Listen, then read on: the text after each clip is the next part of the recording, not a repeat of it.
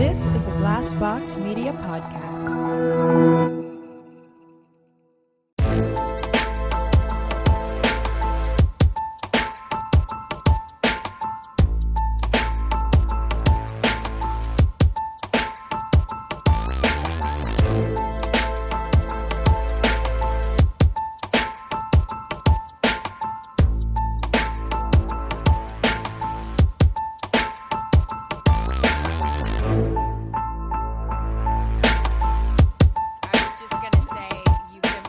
Dancing with the Stars and like, listen, I have never wanted to watch it more than when you tweeted us about it. And I'm like, it is. Oh, no. Okay. So if we want to talk about the kind of like humorous, fun, light side of this dystopian hellscape that we are living in, it is wild. Okay, so I started watching it.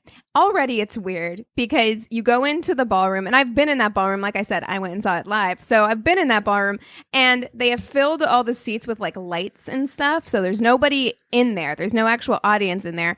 All the judges are sitting like far, far apart. They're on this like super fucking long table and sitting like far away from each other. And the one like British judge isn't there. Derek Huff is there instead because the British judge couldn't make it here from Corona because of Corona from London.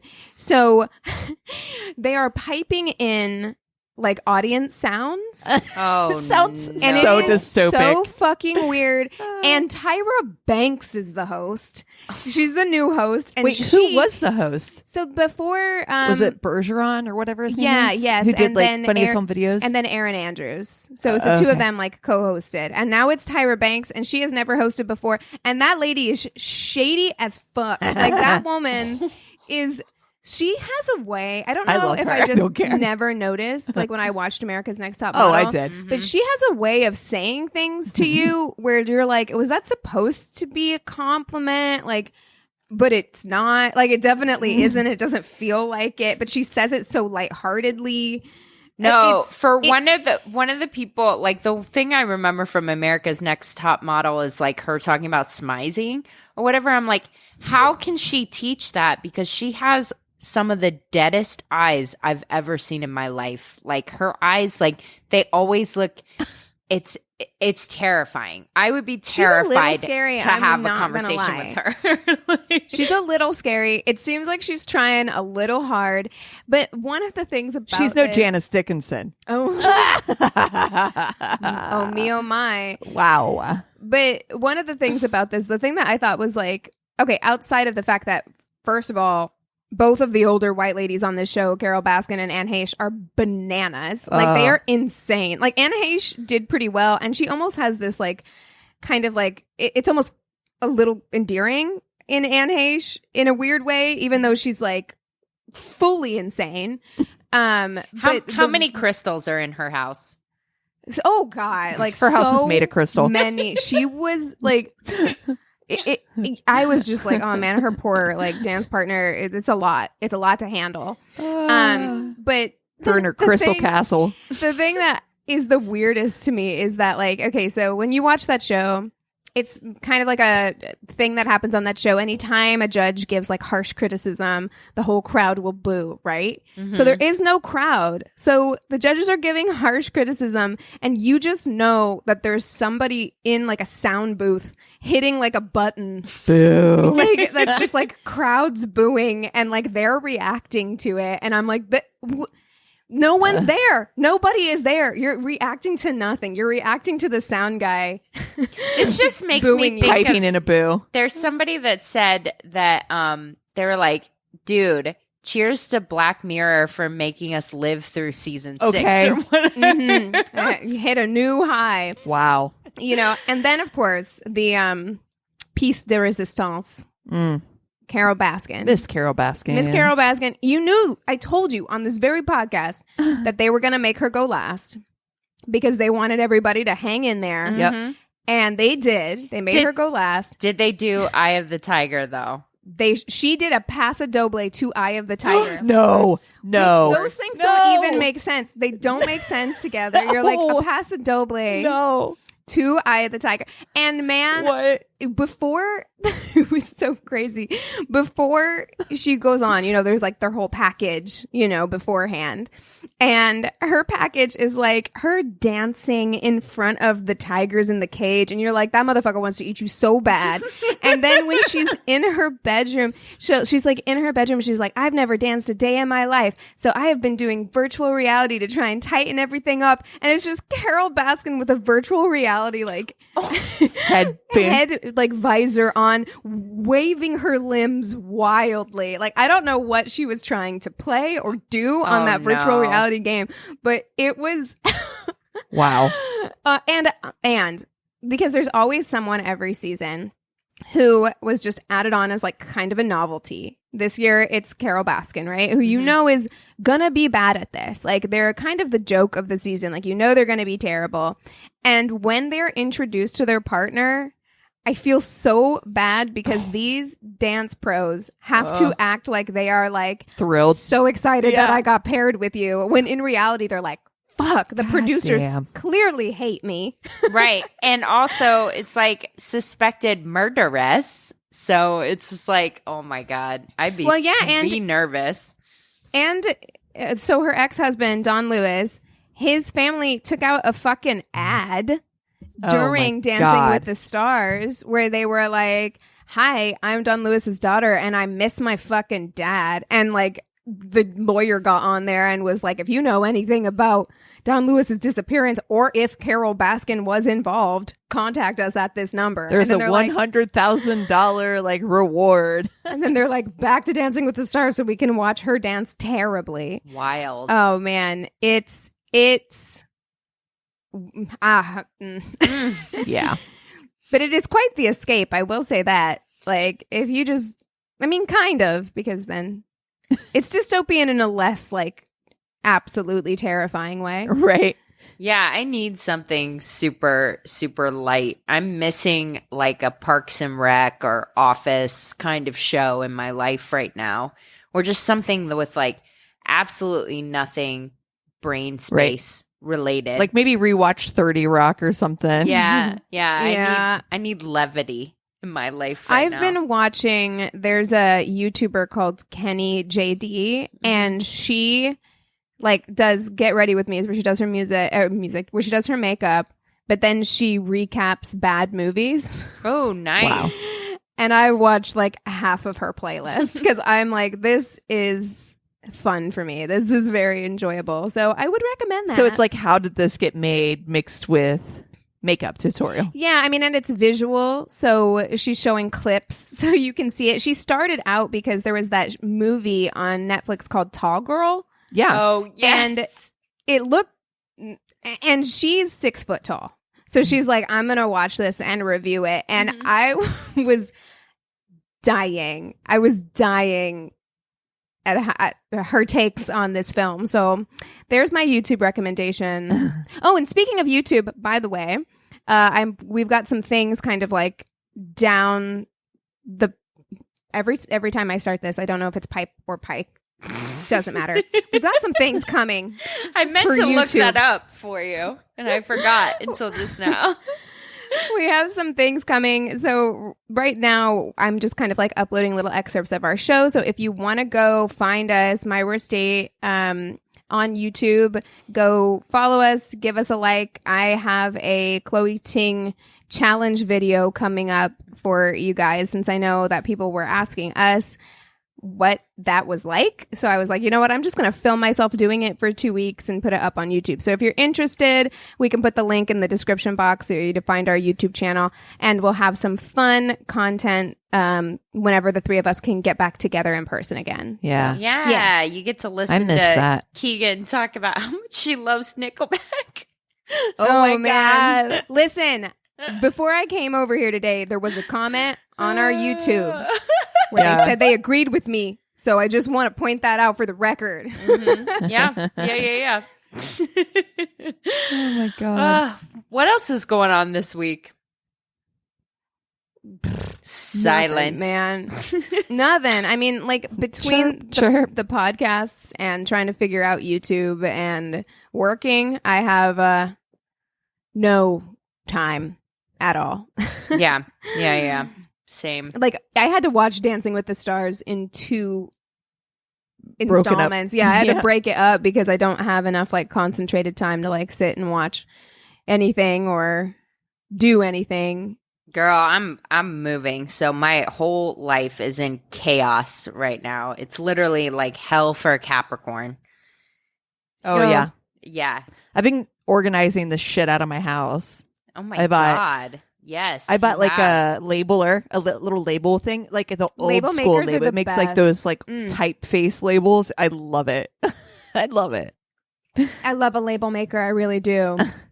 We have one too. We don't have like the old ones. We've got the new ones that are like flat. Yeah. I like the old ones better because they're stickier. Yeah. And the pop up is like it's Yeah, you can feel it. yeah. Yeah, it's more tactilely appealing. Is this really where we're at in pandemic? Yes. Now that we're fucking Yeah. talking about fucking label makers.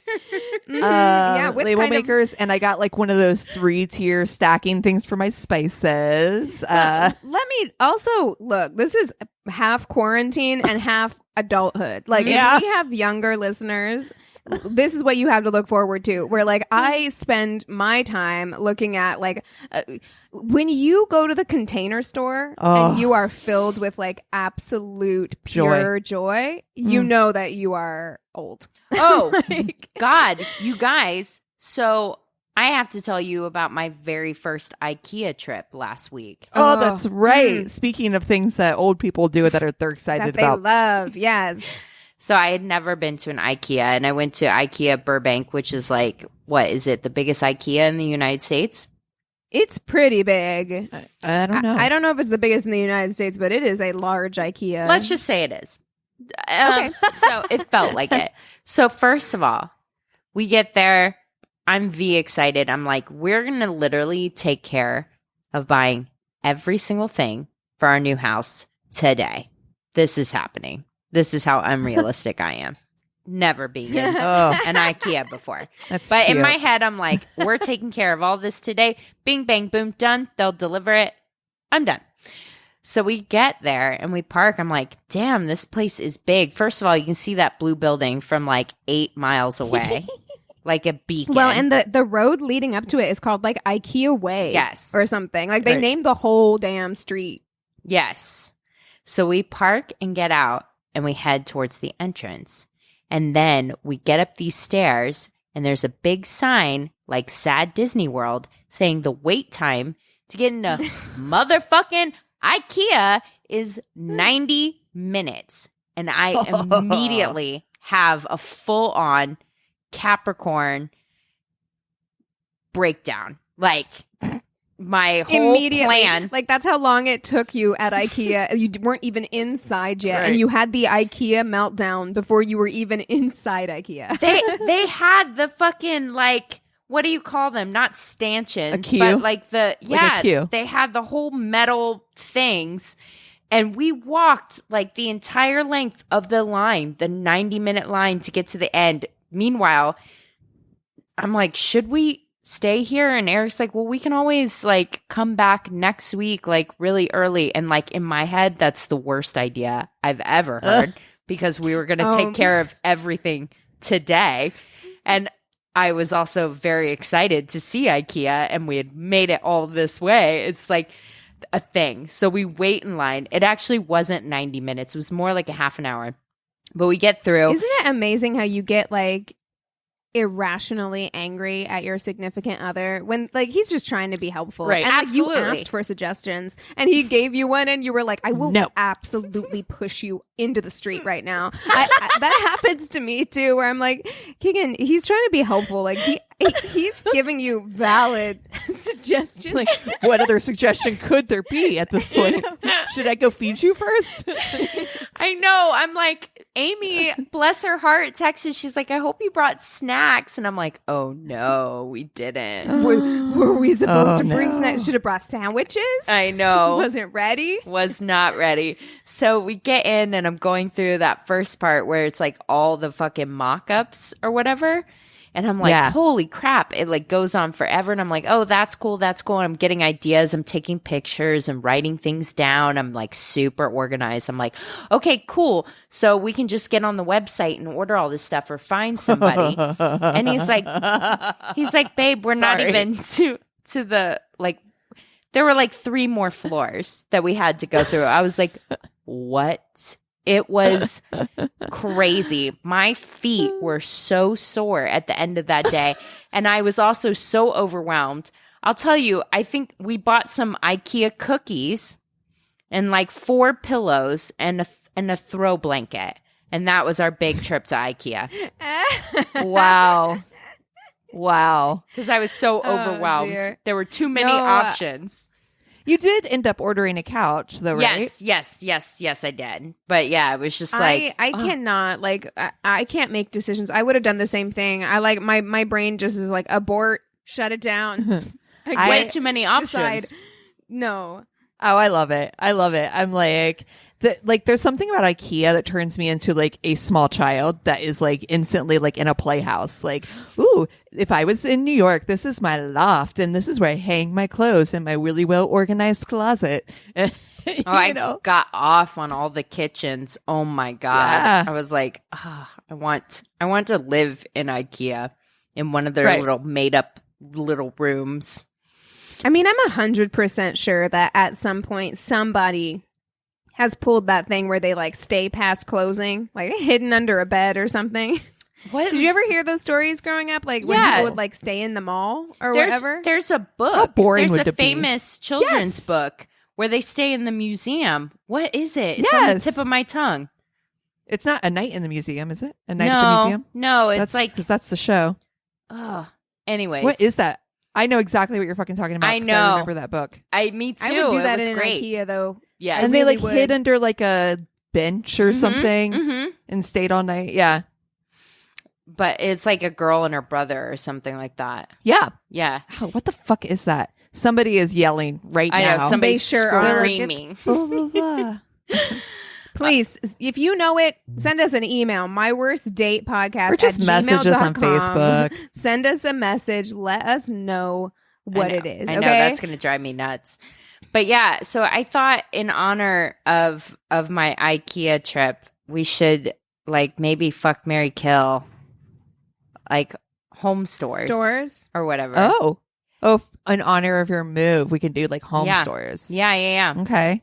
Like Home Goods, IKEA. Dude, we went into a Pier 1 a couple of months ago. I remember that being the pinnacle of fancy pants-ery back when I was like little in Ohio. I went in there, not impressed. It I went have to say. bankrupt. It's fine. It's Well, Dunsies. not it's surprised. done. Mhm. But World Market. Oh, I love Cost Plus World Market. Yeah. Oh, I really do. Everyone who's not American is like, what? I don't know that that's in other places. So. Yeah, well, hey, if you're in another country, then you give us the 3 equivalents for sure. Well, you know what Message made us. me like? I was watching some YouTuber do something that's my life now because that's all I have time to watch. I watch like YouTube while I'm working or whatever. And she was from Australia and she had said that she bought something at Kmart and people in the comments were like, what? And apparently Kmart in Australia is like their Target. Really? Like Kmart is Whoa. like huge there. And I'm like, that's crazy because every Kmart that's still left in the United States is like a dollar store. it's wrecked. It's bad. It's bad. It's like I think Walmart is a step up from Kmart because and it wasn't that way when I was a kid. Out. Yeah. Yeah. Oh, Oof. Kmart's are depressing. Depressing. But it wasn't like that when I was a kid. Like when I was a kid, I feel like Kmart's and Targets were like kind of on the same plane. And Do now you remember Target Gold is Circle? like, mwah. We didn't have Gold Circle. I know what it Yes. is, but we didn't have Yes. it where I was from. Where we were at, it became a Kohl's. Do you remember? That's right. Yes, it did. Oh my God, that's right. It totally did. I remember that. Yeah, we used to go to Gold Circle when I was a kid. Yeah. Yeah. I think you could get your Bananas. pictures taken there.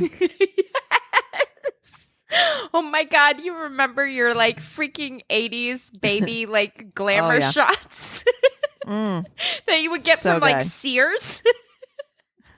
I mean, I showed you guys the pictures of me and my brother in uniform for ROTC. I think we got those taken at Walmart. And like, It's by far my favorite picture of you ever. I don't care how many pictures you take in your lifetime. I love that picture it's bad. so much. I'll put it up in our IG stories so that y'all can see what we're talking about. But it's something. I mean, look, it's actually not that exciting. Like, people are gonna like look at it and be like, "Why are you so interested?" No. Because it's just okay. It's me and my brother. We were both in ROTC, so I'm like 14 or 15, and he's like 15 or 16, and it's the two of us together in uniform, but we're in front of an American flag, of course, background because it's Walmart and it's circa 2005. You know, You have got And we're the in most uniform. Keegan at 14 face ever. Ever. No one's ever done it Yeah. better. It's the best. It's Thank the you best. so much. Okay, so we've got Home Goods. We've got IKEA. IKEA and Cost Plus World Market. All right. Okay, I like those. I actually think this is kind of hard because I'll shop This at is any hard. of those places. Oh, yeah. Those Yeah. are good places. But fuck, marry, kill. Okay. Oh, I think I know. All right, you go first. Okay. I think I'm going to. Oh, It's hard. it is hard. That's right. Let's get the easy one out of the way. I am going to kill Cost Plus World Market. Whoa. Only because. Easy? Why would you say that was easy? That's a hard decision. Wow, guys. I didn't know you Okay. guys had such strong feelings about a store that I go to like once every 3 years. Wow. Well, I mean, to be honest, I don't go to any of these places that frequently. True. Like, I mean, like it's a novelty. It is there is something about it too that feels a little icky to me in that pure one way of like culturally appropriating things from other countries to make them your fashion style. That's just my Yes. personal feeling. I Yeah. agree with that, So- but I will say that Home Goods does that too. Like a lot of but they don't make it like furniture a places do that. section. You know what I mean? Like it's Sure. not like here's India, here's Morocco. Like they may have like a handful of pieces, and I guess I feel like I can say it since we were just there the other day. But it feels very Cost Plus. It's a world market, so like the whole idea of it, I think, is that it's supposed to be very worldly and as And much it's as all, I like, love. made cheaply, like by Yes. Yeah. Yeah. And I mean, like, as much as I love being a world traveler, like, for me, if I'm going to get something that is, I don't know, like an elephant, I want to go to India and have gotten it that way. Like, I don't know. It just feels very, That's a good I point. hear what you're saying. Yeah. I don't know. So I know you guys don't like it, but, and then I think I'm going to fuck IKEA because IKEA is just like college, right? The quality isn't great. It's gonna fall apart on you It's- after like 10 years. For sure, minimum. It's definitely going to fall apart at a minimum. You're going to get a good 4 or 5 years out of it, but Right, you mean anything 10 years after that, maximum. it's going to sag. Right. It's, Okay. It's losing its luster, but it's fun, right? So it's fun. It's also just too And- big. You know, we've talked about being too big. True. It's too much. It's It too much is. to handle on a regular basis. It's a lot. You know, like it's like, But I do like playing pretend with it, and I think that's. oh yeah, you play house with IKEA. You are playing house, but you're not living house. IKEA is your first serious boyfriend that you're like, we're going to be together forever. And you But you're move not. in with them. And you're absolutely not going Yeah. to. But it's fun for like the first It's like good for 3 playing years house. of that relationship. And But then you're like, oh, this isn't going to work. Then you sit in that chair and it always like is not level or whatever. The one And it's leg is just- a little short. Yeah. Yeah. No. just a little off. yeah. And then I think that I'm going to marry Home Goods. And here's why. Because Home Goods isn't like, they always keep it fresh. It's always new shit. It's always kind of like mark-offs from other brands that they're just like bringing stuff. It's just always keeping it lively. They don't sell online, so they're not Right. easily accessible to other people. So that he's going to be loyal Loyal. to you, Home Goods. Home Goods Doesn't have other options. makes me think of middle class fancy so much. Home Goods Oh, it is. Dockers and fucking half price apps at Applebee's and like, Pleated pants, pleated khakis. yep. It's VH1. Like IKEA's MTV and Home Goods is like VH1. Okay. All right. And Cost Plus World Market might be that world station at the early place in your radio. Okay. All right. Listen, I think this is actually harder than I would think, because I have things from all three of these Same. places. Like I have my bar cart is from World Market. I've owned things from IKEA, and I've owned things from Home Goods. I am going to actually fuck World Market because one, you can get booze there. I don't know if you can get booze at IKEA, but you can get booze there. So World Market is fun. World Market is too pretentious for if World Market was a person. Right. They're too pretentious for you to marry that person. Yeah, they're too good looking. World Market is the guy who shows up probably with a guitar and puts his hair in a bun, but he's hot. He's hot. He's a musician. You don't want to fucking be with him forever, but it's going to be a good night. In a van. And then you walk away. Yeah, it's going to be a good night, probably on the floor of a dirty carpet in his apartment. No. He lives in a van because that way he has the freedom to travel. Yes. When He's going to tell you all about how he went backpacking to Barcelona, through Peru. That's who Cost Plus World Market is, which is awful. But he's going to talk to you about ethical non-monogamy. And yes, 100%. And you're just like, Here's this ham sandwich I got in Barcelona. Yeah. So it's not marriage material. No. But I think of the three, it's going to be the best. It'll be interesting. I think World Market is the best in bed. Hey, so I'm going to say out of all the three, that's the one I'm for sure making wear a condom, though. Oh, yes. 100. yeah. Yeah, 100%. He's taking that van all over the country. Shit has happened. That dick has been places. It has seen some things, okay? Wrap it up. So, yes. Wrap it right up. So, yeah, I'll fuck World Market. I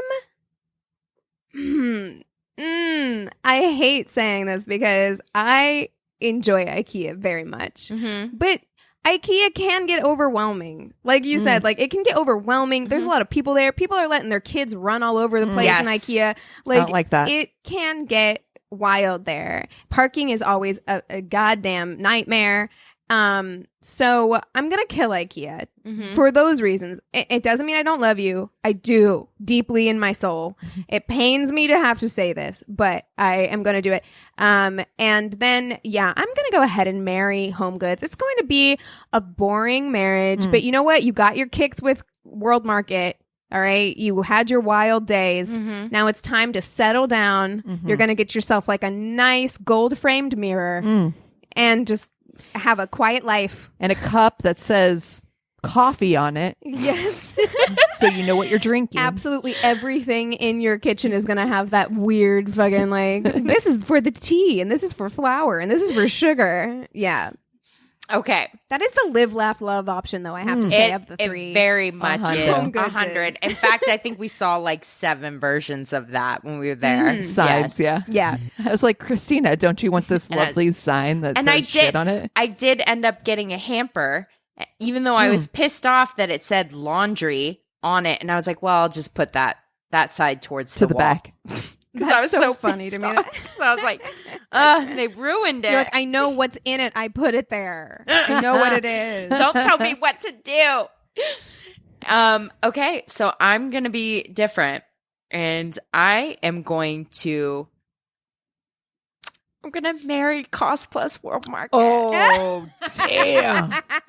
Yes. She loves that wrapped up I'm dick. so happy that you're You know doing what? that. It's going to be dramatic. It's going to be tumultuous. It's going to be passionate. It's going to be the most passionate by far. You're going to fight it really all is. the time, but that sex is going to be so So good. good. Oh, Yeah. so good. I out of all the three of them, I know for me, passion is important to me. And I just don't feel that passion from IKEA and Home Goods that I feel from Cost Plus.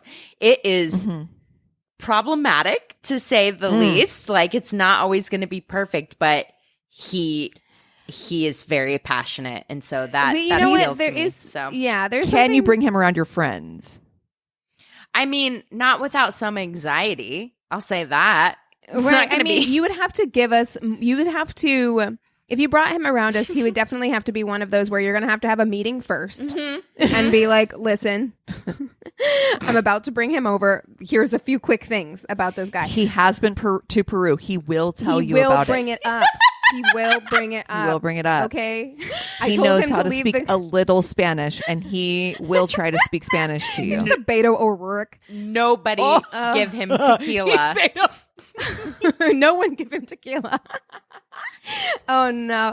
I mean, yeah, I but you're right. Like there is an excitement when I walk. Yes. It is absolutely totally problematic for all of the reasons that Cassie said. It is actually. But there is an excitement when I walk into to World Market that I don't feel, because I love IKEA, but what I feel when I walk into IKEA is a little bit of anxiety, because I'm like, where do I start? What do I do? When you walk into World Market, you're just like, oh, so many colors, shiny things. Yeah, You know what I it's mean? all I'm like, oh. shiny, beautiful things, and It's Morocco. Yeah. You're like textures. This is exciting. Yeah. You know? And I get excited when I go into Home Goods, but that's because everything's cheap, and that makes me excited. Yeah. So, and then I think I'm gonna fuck Home Goods, and it's only because I think Home Goods, I'd be the best fuck of Home Goods' life. Oh yeah. You know what I mean? I would like Home But do you Goods want would that? dream about me when he was 80. He would just be like, That's how you get a stalker, Christina. That's how you get stalked. Home Goods keep sending you them emails. And like, you're like, here's another cease and coupon. desist. Here's a You know- coupon.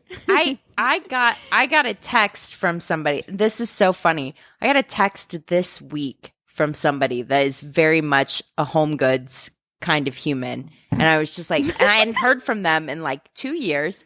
Somebody I like casually dated for like a couple of weeks. And yeah, I was just like, yeah, that's right.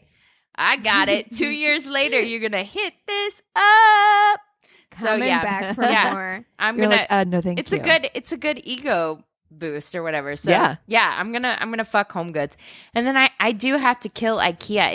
It's like too much. It's like that person that comes on with everything all at once. That's like, do you want to be my girlfriend? Do you want to move in? Do you want to like, let's plan our life together? Like somebody that's like way too much and it's so overwhelming, and I just shut down right from the beginning. And that's how I feel about IKEA. So I can see that. yeah.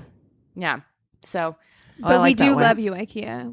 We need you. Yeah. We do appreciate you. Yeah. Without you, all of our homes in the 20s would have been, in our 20s would have been like, just barren milk wastelands. crates. Milk crates. Yeah, exactly. Wait, that was kind of my homes in the 20s. So I know what you're talking Same. I slept on coats on the floor, so you know. Yeah. I'm moving on up by We're not getting too to proud. IKEA now. So. That's right. Oh, woo! Like you, We fancy. well, We have new patrons. yes. Oh, and also, I know where you were going. We're my worst date. And I'm Cassie. I'm Keegan. I'm Christina. What's up? Let's shout out them new patrons. First of all, Lori Hunt. Oh my God, thank you so much. I Yes. love and miss me some Lori Hunt in my life, and I hope this year has been kind and beautiful to you, and thank you so much for becoming part of our Patreon. Reach out. I miss you. I want to see what's up. Yes. Oh, she did. She did. Oh, did she? Oh, yes. Oh, and how? Oh, and shit. I will be. Yeah. I will be talking. Oh my God, today. I can't wait. So, I can't wait. Mm. I Mhm. love Lori Hunt. Me She's too. she's a great human. So everybody Good people. find you a Lori Hunt and go give her a hug. COVID style. I also wanted to shout out our good friend Kelly from Boobies and Newbies. Yeah. She has been, I mean, she was like one of our first That's right. Patreon supporters on our podcast. So on our podcast, obviously. But so she was one of our very first supporters. We've, had her on our show. We've been on her show, and she upped her pledge on Patreon recently. And so I wanted to give her a shout out because she has been such an incredibly supportive, wonderful person. And I'm so happy that we found her through this podcast community. It's been just, we're so lucky to have her as not only a listener and a patron, but also as a friend. So we hope that everything is going well for you, Kelly. We know that you moved away from LA. So we hope you are living your best Midwest life ever. And check out her podcast for sure, you guys. Boobies and Newbies. It's so much fun. Honestly, I can't wait to do that show with her again because I know, like, at some point we have to do it again. I still haven't picked my genre, so that's next. The next time we do this, well, actually, no. I guess the Christmas one we did was kind of mine because it was like Hallmarky. So, Cassie. You're that's right. I'm so excited, Kelly. Cassie's turn to pick one. But she's not a newbie to romance, but. Holy shit. And will I Veteran, be a newbie to what Cassie, your Cassie expertise. is well decorated. She is a well decorated erotica officer in the erotica army. So you got questions. If I don't have the answers, Kelly for sure does. Yeah. Oh my gosh. Well, you guys want to take 5 and we'll come back with stories? Sounds good. Cute. And we're back. Okay. So this one came into our email by a friend of the podcast, and the title is Dual Shame Receipts from the Wayback Machine. Amazing. It says, "Hi, ladies. You have all given me such entertainment and joy over the last couple of years. I can't believe I haven't signed up for your Patreon until now. I recently moved cross-country, and your podcasts were required listening for the 3-day road trip. Thank you for helping." I love that. This isn't the first time someone's said that they listened to our podcast like on a drive. And I love that it brings back such memories of like me going on road trips and listening to like audiobooks or, you know, any of those things. It really does warm my heart to feel like in some way we've kept this person company on their drive. You know, that's lovely. Thank you for helping keep me sane and giving me relief in what is an increasingly insane world. Your insights and tips are so good. I'm almost ready to try online dating. Almost. Yes. Almost. Not quite yet. Not quite yet. Okay. I recently remembered a story that happened to me when I was just out of high school. Here's what I consider a dual shame receipt. One for me and one for the guy. And one for the guy for a date that never actually happened. Oh, no. In the late 80s, at 17 years old, I worked for a summer at a movie theater doing concessions. There was an ex-Marine usher named John who started at the same time as me, who I thought was cute. Co-workers would have parties where we all went, and I'd flirt with him. Sorry, I just had like a flashback to when I worked at Applebee's at 16, and I'm like, Jesus, like work parties when you're young, especially, shit gets wild. Eventually, I asked him out. He looked like, this is for you, Cassie. He looked like risky business era Tom Cruise with blonde hair down to the Ray-Bans minus the weird middle tooth. Tom Cruise has that weird centered tooth. Okay. He didn't seem too proud of his military career, and although I think he said he'd been discharged honorably, he didn't have anything good to say about it. He was 22, 23, if I remember correctly, and he had a surly kind of personality, which I found very attractive because when I was 17, I thought snarky and over it were so hot. Well, oh my God. That sounds right. What did all those like late 80s or early 90s, like that was so Cosmo Gen X. magazines. You know what I mean? Well, someone posted something. So on our Facebook page, I posted a thing I'd seen in another group on Facebook that was like, type in like Cosmopolitan and your birth year and month and look at the cover from the month and year you were born. And someone posted one today, I think from the early 90s, maybe like the 80s, where that they were talking about like bad boys. Like, rough bad boys. And I'm like, yeah, Yeah. It's like I remember Ethan Cosmo when I was Hawke 17. in Reality Bites. Is that Yes. the movie where I'm just like, he is 100. such a complete asshole. Fucking like, dick. Yeah, absolutely. I mean- and he was the fucking early 90s ideal. We were all supposed to be fucking in love with this kind of guy who's like My literally So-Called Life. the biggest piece of shit. Oh yeah, My So-Called Life. Same. Jared Leto in My So-Called Life was such a like surly. That's Kind what of a all of us douche. wanted. We wanted like people who were like absolutely. We wanted the cost plus world market of dudes when we were 17. That's what we wanted. Oh, knife Okay? in the That was heart. Ideal.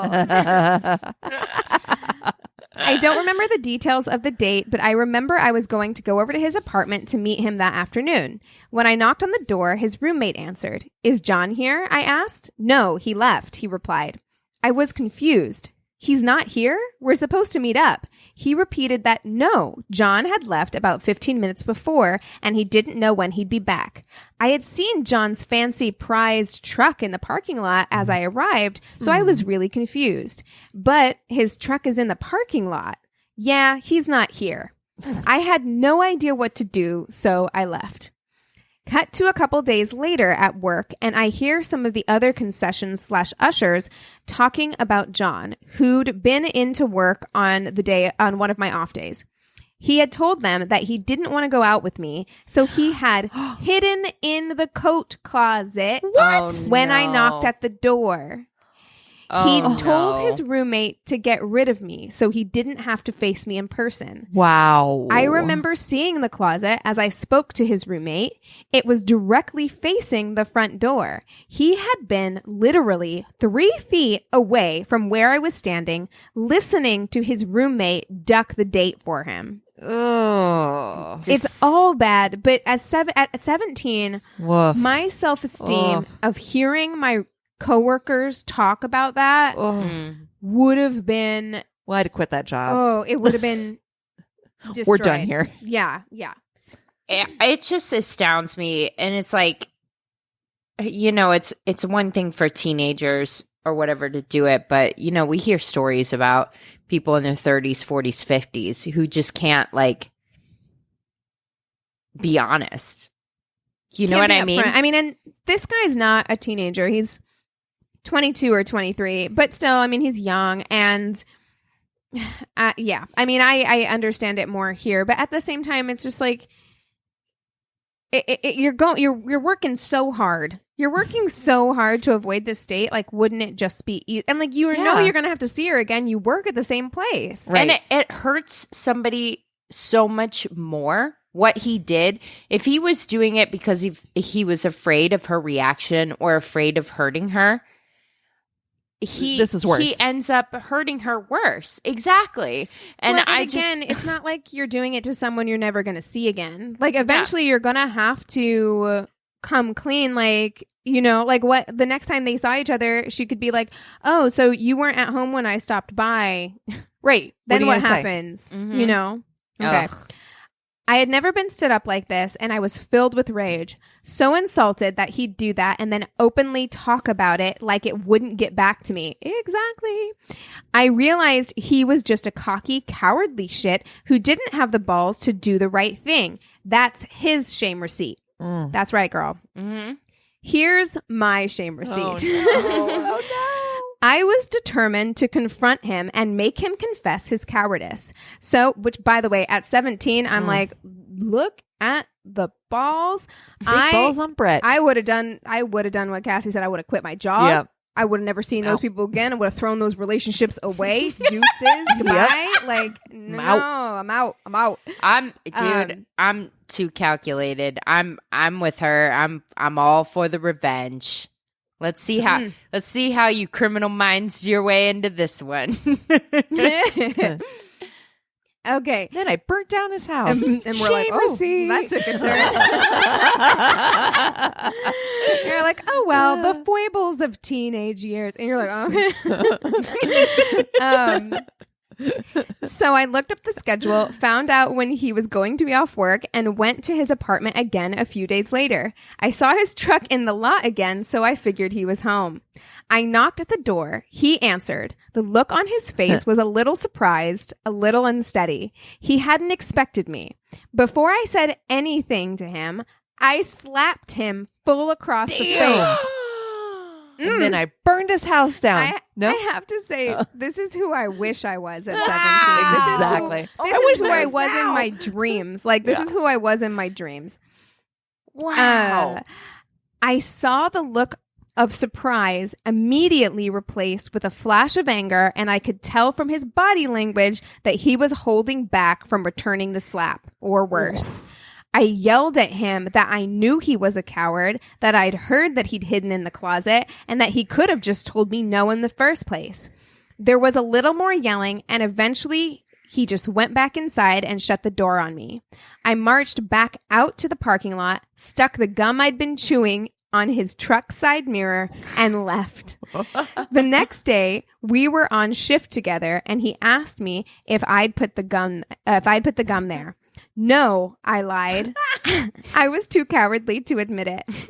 Nowadays, I look back at this date, in quotes, and I see things that I could have / should have done differently. Did I badger him into the date? Maybe.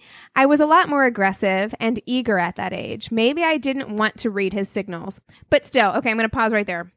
That's possible. However, you shouldn't be expected to read this person's mind. This person should tell you what's on their mind. And if it's a no, then they should tell you no. Like, that's not on you, and you shouldn't carry that with you.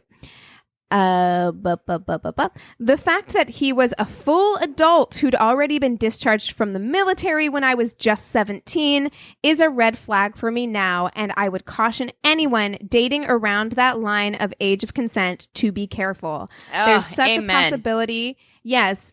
Amen. I mean, and maybe that was part of it. Maybe he thought she was too young for him or something like that. Because that's valid. But again, you should say that. Like, yeah, use your big boy words and just, That's right. you know?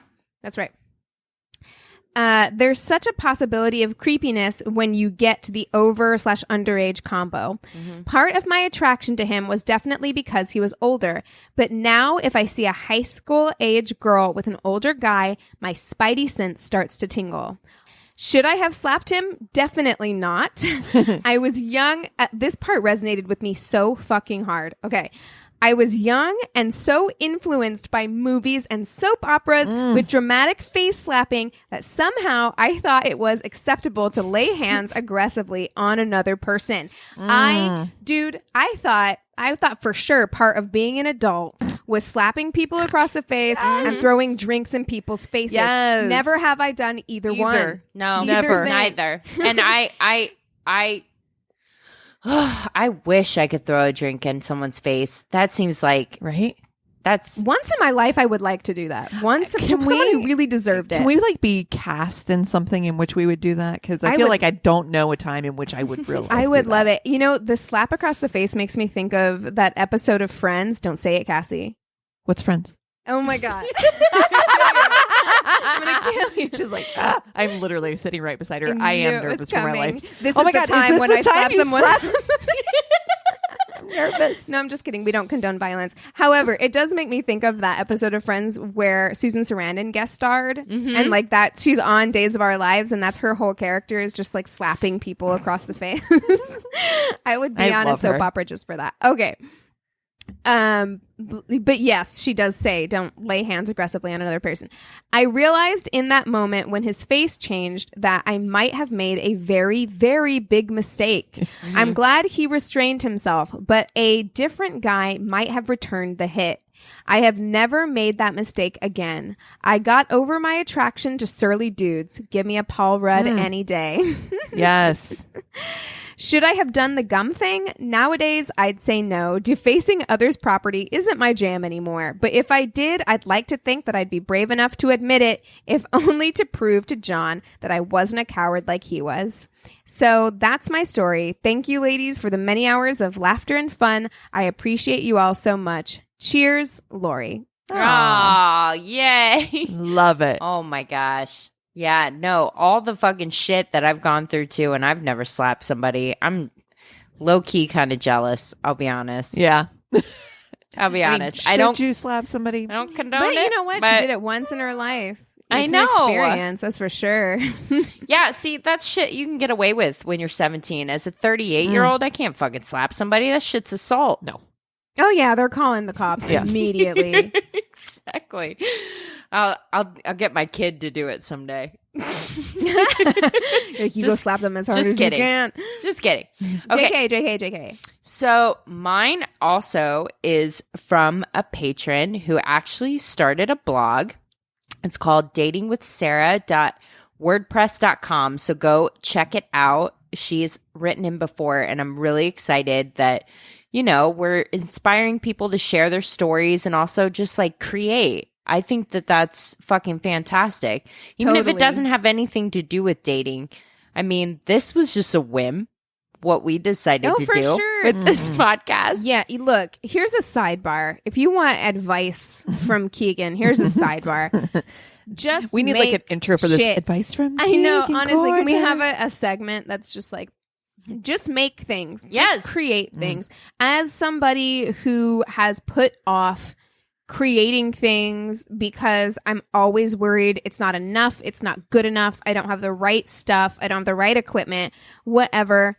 Don't do that. Just put things out into the world. Why not? Well, I have just to do say, as an aside, so talking to you briefly during the break about the ideas and stuff you have, the creative ideas that you have been the most light and the most lit up that I've seen you in a few weeks. Yay. And I do Totally. think that creating has a big part of that.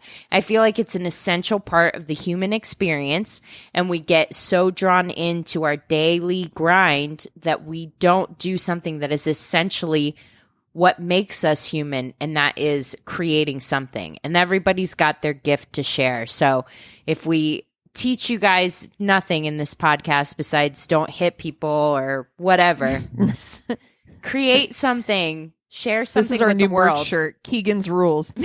Don't hit people. Create Check Cre- and Create check. things. Because here's the thing. Like I talk so much about like, oh, I don't have any time. I'm always so busy, and it's true. Like I am very busy. Yeah, but fuck that. That deadline is going to be there. That job is not something that you will even care about when you're 86 that's right. on your deathbed. That's right. It will not. It will not. But that thing you crocheted for your niece will be an heirloom that she passes down, or that video you create will make somebody else's day. So when you think about prioritizing your time, give yourself the time to create something, because that means a lot more than responding to a fucking email. That's right. Yeah. True that. And it will bring you more joy. Yep. And we all fucking need it this year. Am I right? We need it. Okay. So anyways, dating with Sarah, she shared this story. And I really do think I'd like to say I inspired it with my own experience, but Oh. you know, we'll see. Okay. So after a while of having absolutely zero luck with dating boys my age, I slowly decided to place a new focus on guys aged 30 plus. Instead of easing into dating someone who just turned 30 or even 34, I dated 3 39-year-olds in a row. Naturally. Just All the way went in. for it. Yeah. Just hit that bat right out of the park. Ball. You don't hit a bat out of the park. Nope. Sports. Sports. What are those? Sports corner with Cassie. Actually, you use the bat to hit the ball. Oh, okay. Coming down the pike. Naturally. I thought if a 28-year-old doesn't have his shit together, a 39-year-old must be a bit more situated. Not how this works. That's not how any of this works, dude. In this dating diaries post, I'll introduce the first 39-year-old who I will refer to as No Bed. All right. Well, we know exactly where this is going. Yeah. And yeah, maybe, you know what? Could be the same person you dated, Christina. Could be exactly. the same person. Maybe they relocated. No Bed was hot. I remember scrolling through his pics and finding him extremely attractive. I was thrilled when we matched on a dating app, and after a few exchanges, he asked me on a date. For our first date, we went to this place called Social Corner in downtown Vancouver. Anyways, I was pleased to find he is just as good looking in person. Psh, never happens.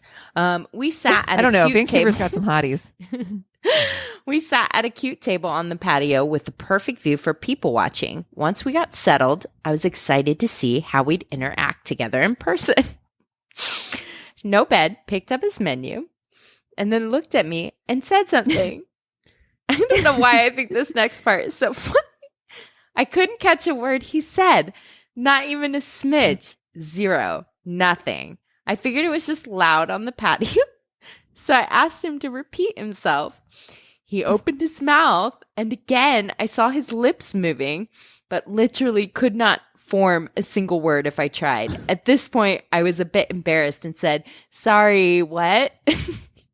Oh, no. Dude, is there a more uncomfortable feeling than when you ask somebody to repeat themselves for like the third or fourth time?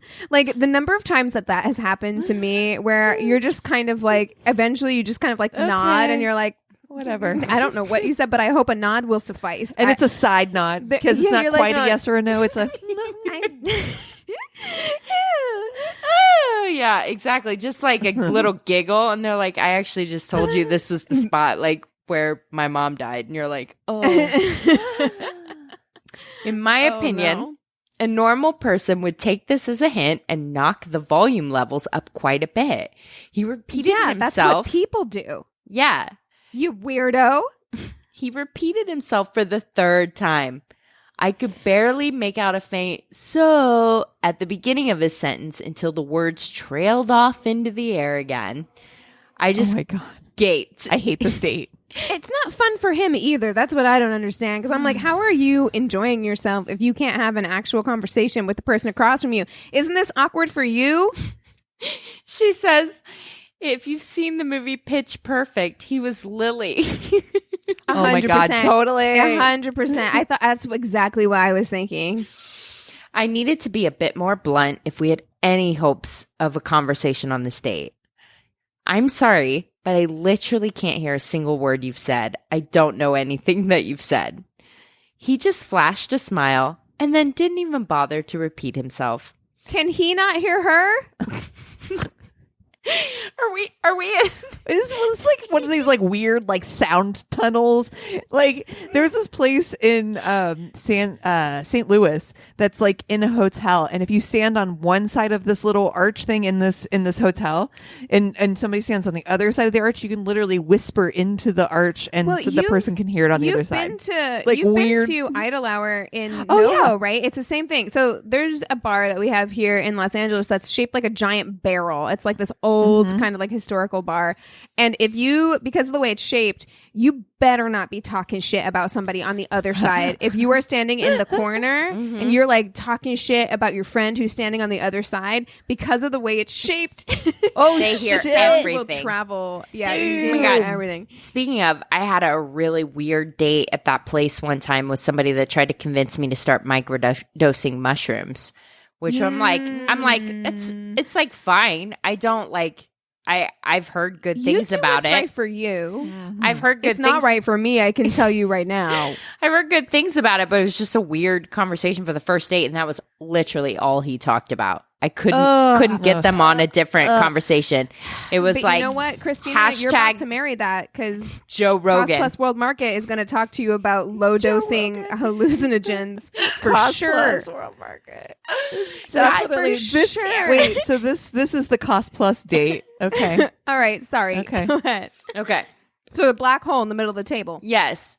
So I continued to practice my lip reading throughout the dinner. By the time the food was consumed, I was only to gather that he liked photography. It was the only thing I could hear. I legitimately couldn't hear anything else. Beside that, I had accepted I was on a date with a mime. Notebed walked me home, and shortly after I received a text. He wrote that he had a great time and planned on a one-night camping trip that weekend. Nobed wanted photography and drone footage of nearby mountains and lakes. He'd asked if I'd like to go with him. It's a hard no. Yeah. It's a hard no. I know that that's not where this is going. I know but- it isn't because that's not the end of this story. He's super hot, Keegan. Okay. All right. Here's the thing though. Cost plus world market. We have now set Matthew McConaughey circa How to Lose a Guy in 10 Days as our benchmark for hotness. Oh, I go Right? one night camping with him for sure. I wouldn't. Yeah, I wouldn't. I would. Yeah, like, I would. I'm not trying to be Ted Bundy. I'm not doing this. Like, first of all, you've already met him. There weren't sparks. You couldn't understand a thing he was saying. So yes, he's hot, but you're going to be trapped in the woods with somebody you can't have a conversation with. Oh, I ain't trying to talk to him noise. at that point. We ain't trying to have a conversation for sure. If he's Matthew McConaughey circa 10, How to Lose a Guy in 10 Days, and he wants to take me one night camping, I'm like, well, we ain't sleeping. Yeah, man. You're like, I guess I'll risk the I see a lot of possible death. lawbreakers. Okay. All right. Well, listen, I'll Hey, say I'll be the nice only one who things. survives Hey, this situation. True. you're the one that knows how to edit videos on your phone, so I better have a cool like eulogy. So Slideshow, Totally. a good like slideshow. Which song would you like to play? Exactly. Some Sarah McLachlan playing. were you just singing with arms wide open, Cassie? No.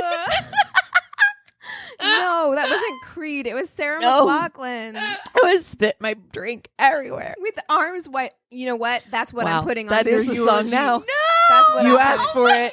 You said it. I told you not to go on this date. This is what happened. I would literally be laughing so hard in whatever afterlife happens. I swear to God, I'm crying right now thinking about. Oh my God. a Can we just heartfelt do a eulogy. eulogy? Yes. A Can we fake put a eulogy fake of Christina eulogy for Christina with with wide open? open. In defense of Creed. No. I refuse. I'm all tapped out. Oh my God, I haven't laughed that hard in a long time. I can literally see it, and now I really want a eulogy to that song. God. Anyways, Okay. we got off track. Okay. All right. Okay. While this would have been a great opportunity to say no for a variety of reasons, considering the quality of that first date, I was set on continuing my trend of making poor decisions in Canada. Therefore, I said yes. Even better, I offered to drive my car for this camping trip since he didn't have one. I'm trying to sacrifice my mileage for this. What are we doing? I have a lease. What are you leasing? I was just. That Saturday, I met up with No Bed in front of his apartment. He had forgotten one of his GoPros, so he had to run upstairs and get it. I wanted to stalk and see what his apartment looked like. Girl, same. I would have done the same. So I said I could head up with him. He acted super weird about it and mentioned, oh, I don't have a lot of furniture. I thought he was a bachelor and didn't yet have a woman's touch to help him with decorating. No Bed opened the door, and let me tell you, I audibly gasped. I actually considered the likelihood he was just squatting in a random apartment. Oh, God. It was Oh, no. completely empty, with the exception of some shoes at the door, a kitchen table, and a bunch of photography shit in the cabinets. That's where all his money's at. 100. Okay, look. Okay, first of all, listen. I understand that because like photography shit Oh, It's is expensive. so expensive. Like I need to get a new camera. Like what? the You just got one. I know, but the camera that I have, okay, it's a whole thing. It doesn't really work for YouTube. Like for making, I mean, it does. I'm going to make it work, but it's not the best. And so I was looking at new cameras and I'm like, oh my God, technology is expensive. So I get that. But it's strange to me that if you're going to buy furniture, a kitchen table seems like kind of the last thing. Like that wouldn't be my first purchase. Just Is all get- I'm saying. just So that get- being the one thing you have is strange. Just get like a couch, because like in times A couch. like You could sleep 'cause on it it. can be a bed and it can be a place to sit. Honestly, Yes, I Yeah. agree. A couch should be first. that's priority one. Or like a lazy boy even, I'd accept. Yeah. So a sensible person would have made an excuse to not go camping with this potential serial killer, but I didn't know what to say besides, wow, you weren't kidding. You literally do not have furniture. No Bed was visibly very embarrassed, and I started to feel bad for saying this until it got worse. Yes. Oh, no. You know where I'm going with this. I'll reveal how he got his nickname. I mean, his name His bedroom was open. is No Bed. I walked over to peek around more. I had no shame in doing this. I was speechless. When did you move into this apartment? I asked, holding out a glimmer of hope. He'd reply something along the lines of yesterday. He replies, it's been a little over a year now. I was staring into the What bedroom does he to see do? if there's Like, I want to know what he does because I'm like, yes, equipment is expensive, and I was willing to give him the benefit. Vancouver's expensive. And Vancouver's expensive, like, so I'm willing to give him the benefit of the doubt. But I'm just like, a year, and you couldn't save up the money to buy just even a mattress on the floor. Because we've all like legit, like that was the first thing. Like, dude, you know, I would not be able to fucking walk if I slept for a year on the floor. Yeah. This man is 38. 39. 39. Oof. I wouldn't. Whoa, buddy, sir, friend, my dude. Yeah. My dude. You also, like, I get sometimes kinks from, like, fucking on a bed, let alone fucking on the floor. Not where my brain went when you said kinks. Not but interesting. yes, no, absolutely not. And look, not that I recommend it, okay? Because I don't, because bed bugs are a thing. However, Never. I'd rather sleep on a floor. The first mattress I bought, like, was when I was like 20, after I slept on an air mattress for like a year and a half or whatever. The first mattress we got was because someone was moving out of our apartment complex and they were selling theirs, and we bought that, or they gave it to us or something. It was like either we gave them like $20 or they just gave it to us. So I'm like, there are options, and I'm not saying that that's the best option, but it might be. Dude. Your chiropractor might think it's the best option. Dude, my fucking mattress right now, my single girl mattress, only 2 years old, outside right now in the free place, in the free zone, which we all have And outside look, of our apartment. you're It's like taking- if You're taking a gamble, especially in these trying times, TM. Corona times. You are taking a gamble by taking somebody's mattress, but like, spray I'm some just Lysol saying- Mattress is on only it. your mattress is only 2 years old and you're getting rid of it? Yeah, because we don't have no. Eric's is newer and nicer, Oh. so Okay. I have no reason for 2 mattresses, and it's like, well, Got it. all right. It's been sitting in the Harry Potter closet for like, almost a year. So anyways, yeah. So been there for a year. So I winced, and he says, I've been meaning to get a bed for a while, but it's been hard to commit and choose one. See, that's not the reason. Okay, see. That's not the reason. Because as two indecisive people, Christina, like we talked about how we're indecisive. We went to IKEA. We're indecisive. I get that portion of it, but a year is enough time for you to look on several websites, narrow your options down to like 5 or less, 3. Yeah. No, I've already so like tomorrow will be a week since I went to IKEA. I already processed it and wrote down like a detailed list. I went and took measurements. I have literally Capricorn. like an entire list of like, okay, these are the 6 things we need to get there, and then we need to go to Target and get these 7 other things. So yeah. Are you getting that bed that you saw at Legit Spaces? No. Do you know what? I'd have to go into the store to see it. It's only king size. They don't have queen. What? Yeah. How? The one that we saw was not a king. It was not a king. It was a queen. No. But when I looked on their website, they only had the king listed. I was really pissed off. Yeah, you gotta so go I have to to the go store. into the store. Anyways. And it also, this doesn't explain why he doesn't have a mattress, because you can buy a box spring and a mattress and put it on the floor. Like, if you can't commit to a bed, you can't commit to a mattress? Yeah.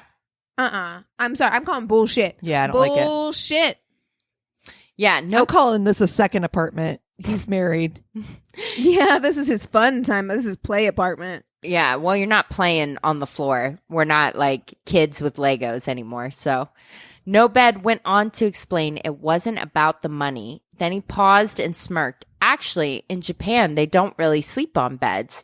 Traditionally, they used to sleep on the floor, so maybe I'm trying to connect with my heritage. I couldn't even respond. With all due If you're trying to connect with your heritage, you know it. It's not a question. Yeah. If not, it's intentional. If you're doing something because you're like, I'm Japanese. Maybe it's because of this. It's not. No. I asked if he needed to pack up his bed for our camping trip. There was obviously no response as he went to his bedroom and actually did fold up a sleeping bag to bring. I reminded him that I didn't even own a sleeping bag. He explained he already took care of it. No bed proceeded to go to the closet, pull out a bag from a camping store, and reveal a brand new Marmot sleeping bag and said, "Here, Ooh. I bought this for you." So you can go out and spontaneously buy a $150 sleeping bag and not a bed? Damn. We get into my car and I set the GPS so we could drive to the mountains. I sent 3 of my friends my location just in case because I clearly Good girl. still like ignoring red flags. I'll admit the day was beautiful and the views incredible. I slept for approximately 2 hours the entire night. I was petrified bugs could crawl on me, and then it started raining. Not worth it. That's camping for you. Most of the car ride home was silent as I mentally recovered from my night of camping. As I dropped no bed off, I ensured he took all the camping items, including the new sleeping bag. Later, he reached out to me several times explaining how I inspired him to start making some life changes. He wanted to continue working on more content creation for business and was considering purchasing the apartment he was currently renting. Okay. So Well, great. we fell out of touch, but he did provide me with a newfound appreciation of furniture, especially my bed. Oh, God. Wow. I have questions about that, man. I got a lot of questions. That's the thing is that, you know, the other thing to keep in mind is like, that's the kind of guy I would have fallen in love with at 21. I would be like wanderlust, photographer, artist, blah, blah, We're blah. gonna grow together. Yeah, But, you know, at 38, I'm like, fuck, man, I can't. You just married this cost plus world market, so I know, but I'm not taking any interns. If you're applying for a job with Christina Connor LLC, we're asking for a significant amount of experience and like, you know, it's an actual full-time job with bennies, but you got to have like director level, you know, experience. Yeah. That's I what want we're to know looking what the for. benefits are at LLC. Is it your vagina, Christina? It's Are those her the vagina. bennies? I knew it. It's her vagina. It's one of them for sure. Okay, so my story I actually got on Reddit, and it is the IKEA of dates. Oh, So you're gonna love this. Okay. It's a bit too fast food for you, Overwhelming. Christina. All right. This guy lived an hour away, which I used as an excuse to say I wasn't interested. He wasn't. Why a wasn't valid I excuse. interested? He sent me IMs for himself or of himself holding out a rose for me. Barf. I'm Oh sorry. my God. Are you the bachelor? I hate it. I But he asked if we could have coffee if he ever came to town. Should have said no, but he caught me off guard one day and I somehow agreed to coffee and a movie. We met for coffee. He pulled me bodily out of my car and started aggressively kissing me. Ew. No. No. That's assault. That's assault. We have I didn't so ask many for this. problems with this, first and foremost. Like, Girl, catching me off guard and agreeing to coffee is one thing, but coffee and a movie is a goddamn fucking whole commitment. That's my Yeah. whole day, dude. I It's have a shit lot. to do. It's a lot. I pushed him off and told him that we were there to have coffee. As we sat at a table, I couldn't help notice he was staring at me a lot like Pepe Le Pew stared at the cat with a stripe on its This back from the man- old WB This cartoon. man read too many 19th century romance novels and he's got the wrong idea. That's not Sir. how this works, sir. I don't know you. No, thank you. He told, wait. Oh, it was very unnerving. I tried to make conversation by asking him what brought him to town. He told me he was applying for a job at a local hospital. I remember him telling me previously that he had worked as a nurse, owned a home, and shared custody of his daughter. So I asked him why on earth he would want to work in my town. He said this, quote, I quit my job this morning. I wanted to work here to be closer to my girlfriend. I am going to scream. Oh my God, I just got chills. I have Call been 911. watching way too much Criminal Minds. That shit, Absolutely fucking not. that is the most bonkers ass shit I've ever heard in my life. There are few things you could say to me that would make me run away faster. I hate it. Than that. That's No. it for me. Yeah. And also, like, for me, the words like, I quit my job. Do you realize how, like, No. There's a Fuck turn you. off immediately. Yeah. like Bye. the pussy locks down. Dry. All right. I should have left at this point. I instead decided to hurry things along and get to the movie over with. No, what? Don't go to the movie. Don't. I was dismayed to find the movie theater empty, probably because in my rush to finish this awkward date, I chose a very early showing. I spent most of my energy trying to block his face and hands without making things more awkward. Then he announced he was getting up for popcorn. I was so relieved until Oh my God, I feel like I'm watching Sinister right now. until he passed in front of me with his boner out and in my face. He asked if it would be a good fit. I told him I just wanted to watch the movie. He sat back down. I need to hit like the emergency exit. Is there like a fucking escape button? Eject. Where it just want like off. propels her seat out the top of the movie theater. You're like, bye. Goodbye. I don't know if this thing has a parachute, and I don't care. Oh my God. There's- I hate this so much. This is. I'm feeling like I'm red in the face from thinking about like being on a date like this. I'm sweating. He sat back down, disappointed. By the time I got home, I had several phone calls I'm so and sorry. texts I have to pause declaring because love. did he get up, go to the bathroom, jerk off, somehow manage to shield his boner as he came back in before unbuttoning his pants? Like, when did he get hard? No, he must have been sitting beside her and he's like, oh, I'm going to go get popcorn. And then was like, Let me stand please up. excuse me. And fucking unwanted bonered her face. And Right. and then sat That's how I back got down it. all dejected. So, yeah, that's- the popcorn was a ruse. It was a Yes. ruse That's for unwanted boner. Assault. That's assault. Yeah. Don't do that. I hate it. I'm Yeah. sorry for interrupting you. I just had to process. By the time I got home, I had several phone calls and texts declaring love. Then, by morning, I had over 100 IMs that started out insane and turned psychotic. I blocked him. I closed my profile, and I've had to block him from every social networking thing since.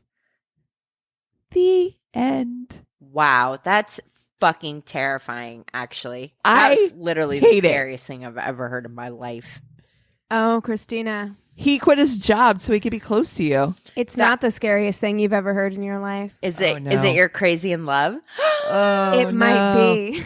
Okay, so you guys might know about this one. I don't know. This is one that I've talked many times about the period of time when I went down a YouTube rabbit hole for like a year and a half where That's good. Sorry. it is good. No, I'm sorry. I just gave Cassie some canned wine, and it is delicious. Okay, it gives you know a bad rap, but it's good. Yeah, I'm not mad.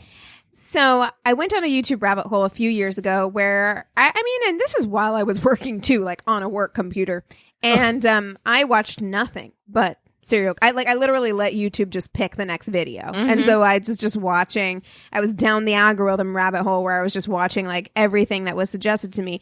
And so I watched a video on this guy, and he has been on my crazy in love list for a while, and I don't know why I chose to do him this week.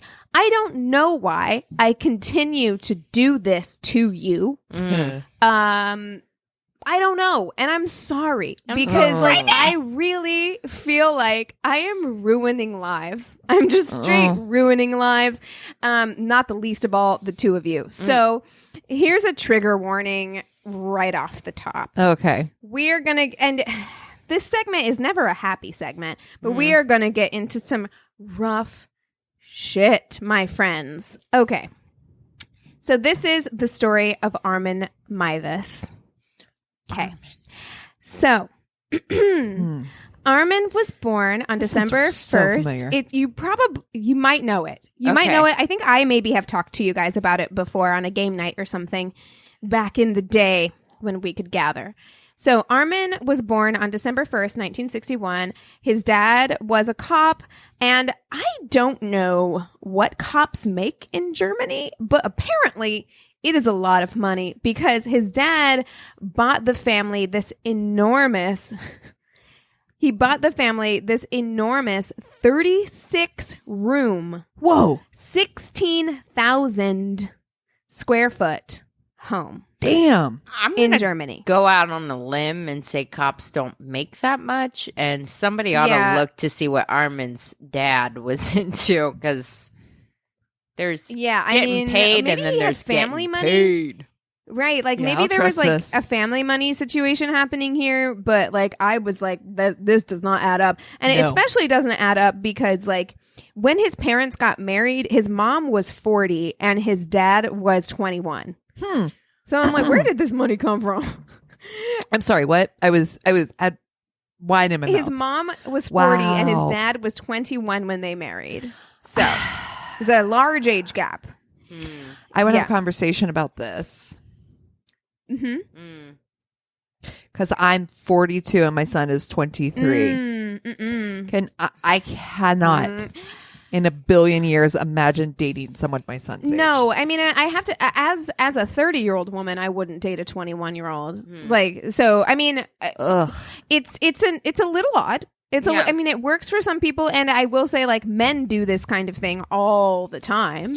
It just makes you wonder what the dynamic in that household was. Well, 'Cause we're it's about unusual. to get into it. We are about to get into it. So Armin definitely had mommy issues. He later go on to say that his mother was super controlling and manipulative, and that he believes that his mother got pregnant deliberately as a way to try and keep her husband, to kind of like trap that man.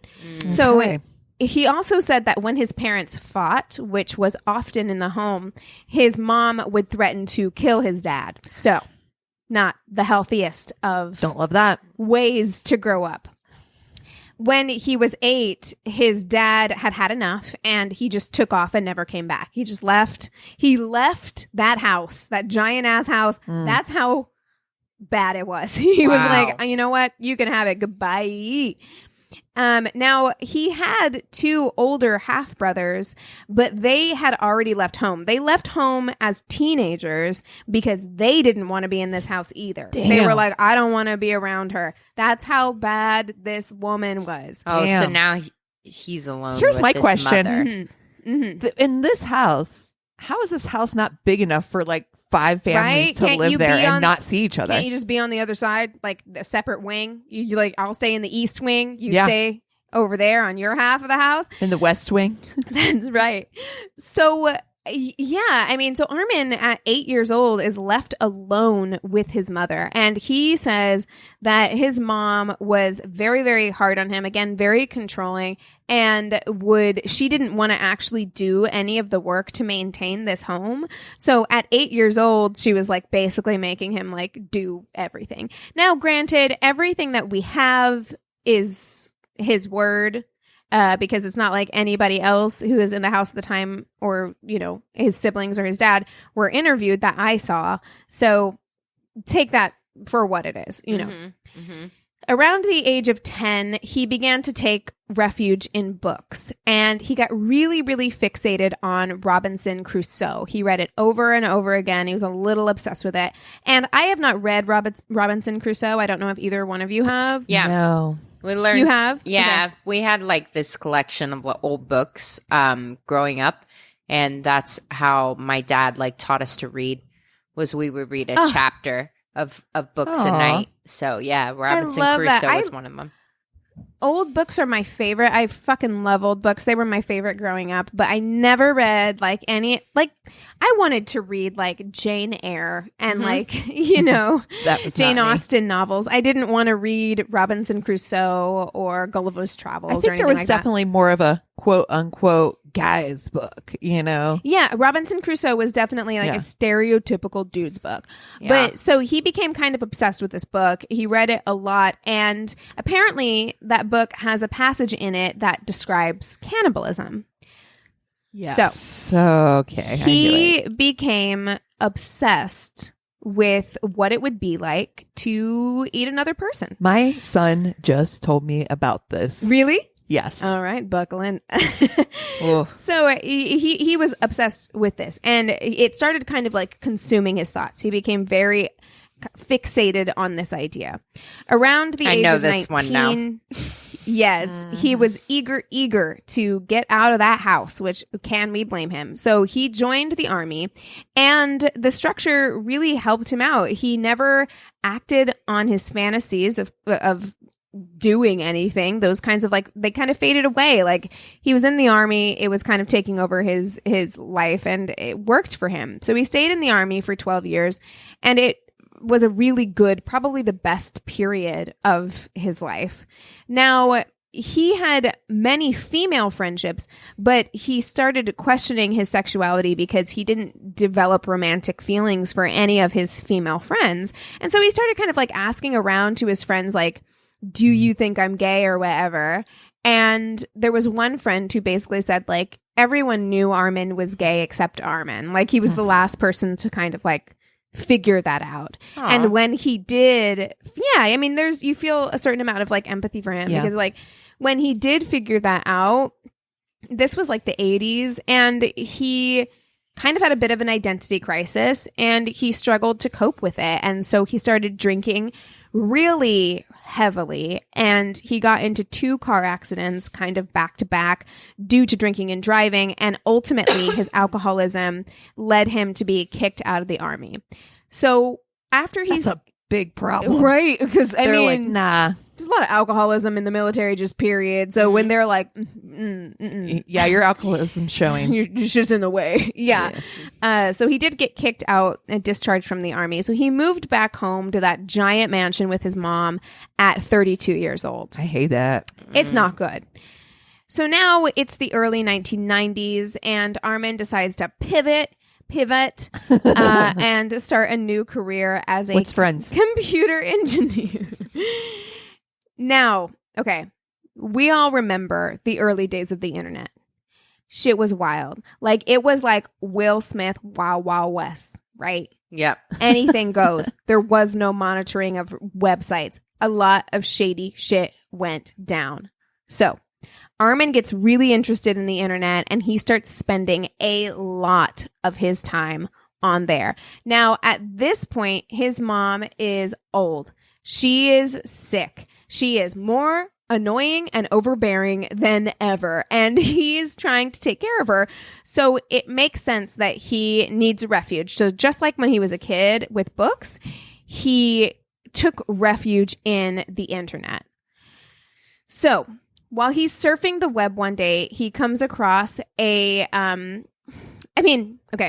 lot of documentaries that like I watched, or a lot of sources that I kind of like looked at, kind of made it sound like he like stumbled and fell into this. And I'm like, I don't think that's how this works. Not in the early internet. It wasn't like they were like Right. recommended for you or whatever. Like the early Right. internet, you had to search out shit you were interested Exactly. in. And So especially Very specifically. if shit was weird. Like, I mean, and I, as a child, I did like end up looking at some weird shit on the internet. Everybody did. That's part of like what the access to the internet was. But yeah, you had to seek it out. It wasn't as though it was just going to pop up in front of you. Yep. But so he ended up finding a community of cannibals online.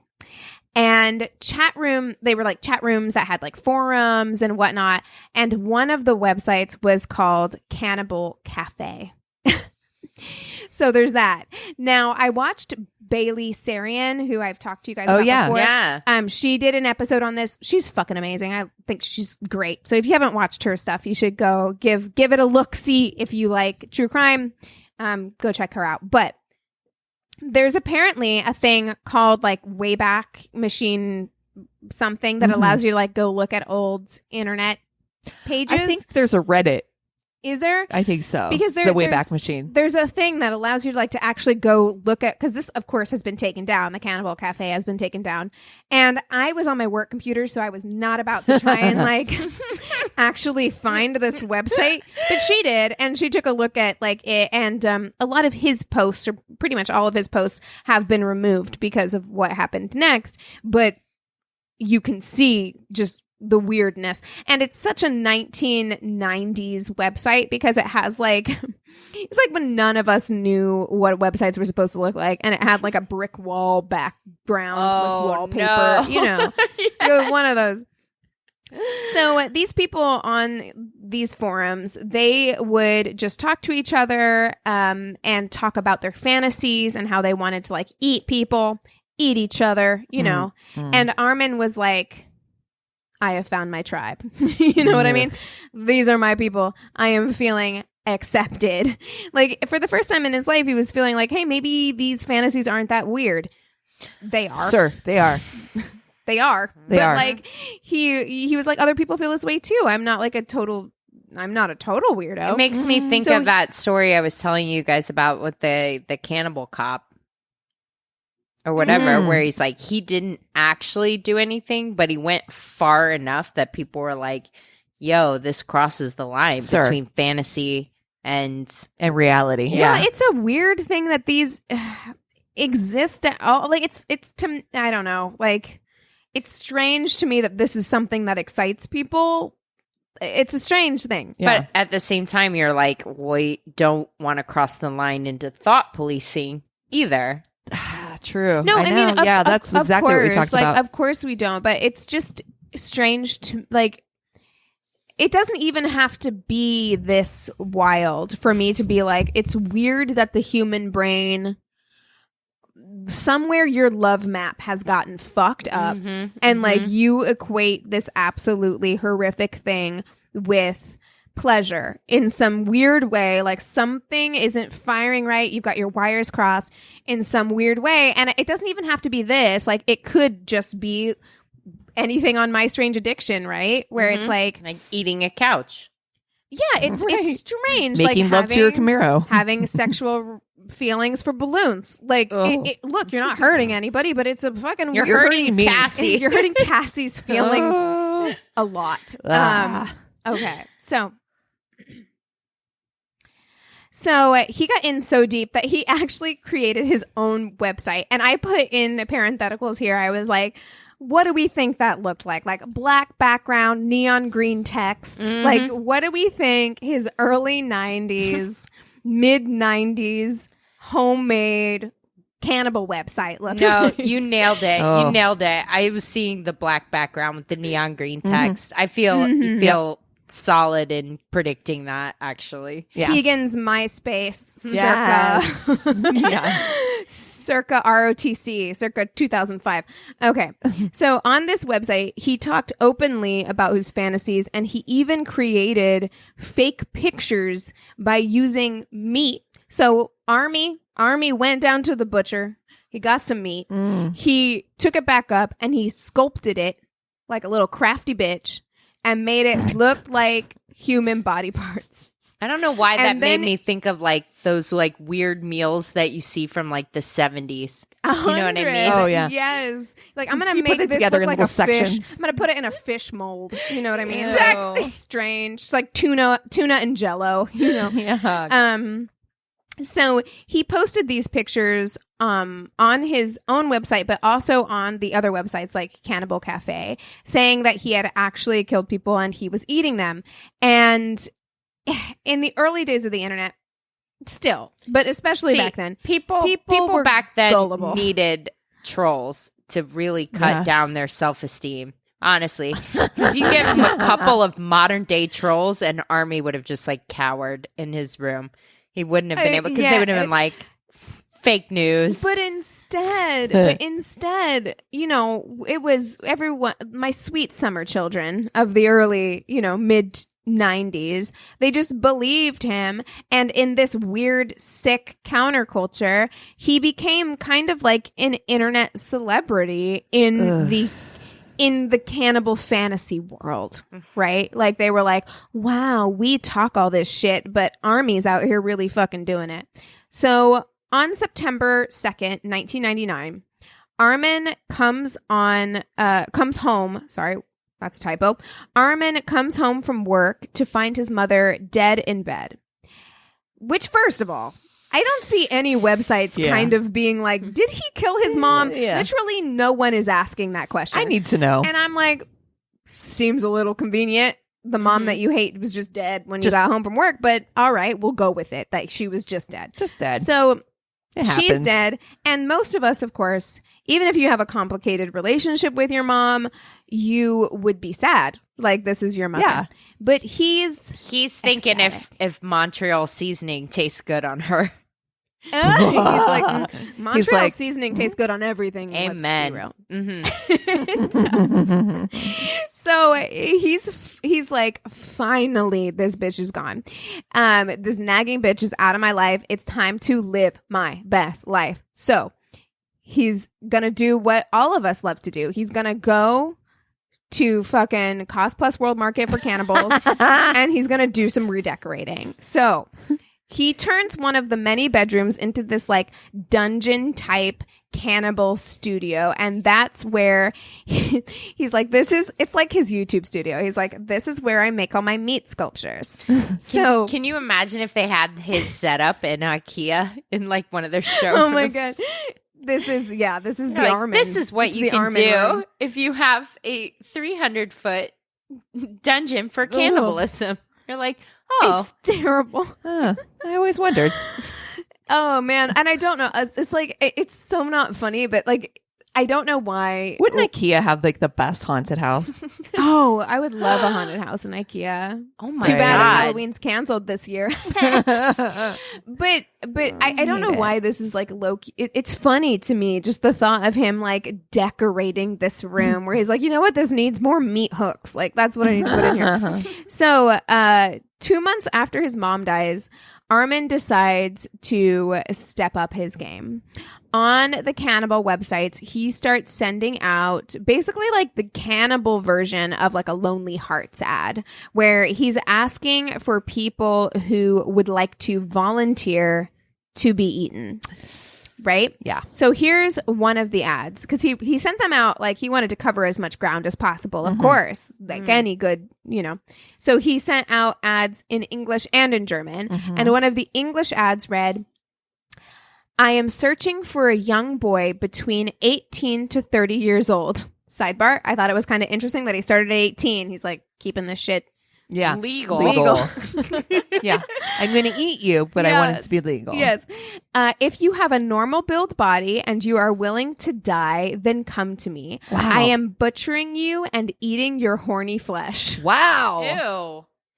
Is that So uncomfortable. Horny. Is that Flesh. like Wagyu or whatever? Does that impart something on the flavor of the flesh? I mean, I don't know. I don't know. Like, I don't know what horny flesh is. No. I don't know, but I don't like it. I don't like that. So No. apparently though, like, look, you got to give credit. You got to give credit where it's due. Because apparently Armin was very big on consent. He made a very big point of trying to find someone who was willing to die, who wanted to participate in this fantasy. And so he actually got a lot of responses from his ad, but at the last minute, these people would typically back out, right? Yeah. Because, I mean, it's kind of like the Thought Police story where it's like you think maybe you're role playing or like something's going on, and then you're like, oh, no, this person's serious. Never mind. Like, No, thank you. No, Never thank you. I mind. would actually like to live. So Armin is such a consent head that one time there was a dude who responded to the ad and actually came over to Armin's creepy mansion, and he laid down on his murder table. And after Armin explained to him what was going to happen, like he laid it out. He's like, this is what I'm planning on doing. The dude was like, actually, nah, I don't really want to do this. And Armin said, okay, that's cool. You're free to leave, and Wait. let him go home. That's really nice. Listen, I mean, listen, this guy, I'm not trying to be like, but I will say, why the fuck does this cannibal give more of a shit about consent than most college boys? Okay. No. Also, is Armin's creepy mansion a new ride at Disneyland? Yeah, you're like, oh, okay, well, we had a good thrill. Go home. I like the haunted mansion. Okay, so to me, that's just interesting. It's interesting how much he cared about like getting people's consent. So he's a little bummed out. He's bummed out that this didn't work out, but he decides to get that extra energy out with some good old-fashioned redecorating of his dungeon room. So he's like, maybe it's my dungeon. yeah, maybe, you know what? Maybe it's not welcoming enough. Yeah. It's not warm. Maybe I need more candles. Yes. Maybe I should hide some of the meat hooks at this point. Yeah. If I had a curtain over here. So he works to yes. He's like, I need some mood lighting. If I had some LED fairy lights, maybe it would look a little bit less scary. So, but no, he goes the other direction. So he works on making his room actually more suitable for his needs as far as killing someone goes. So he hangs up the meat hooks at this point.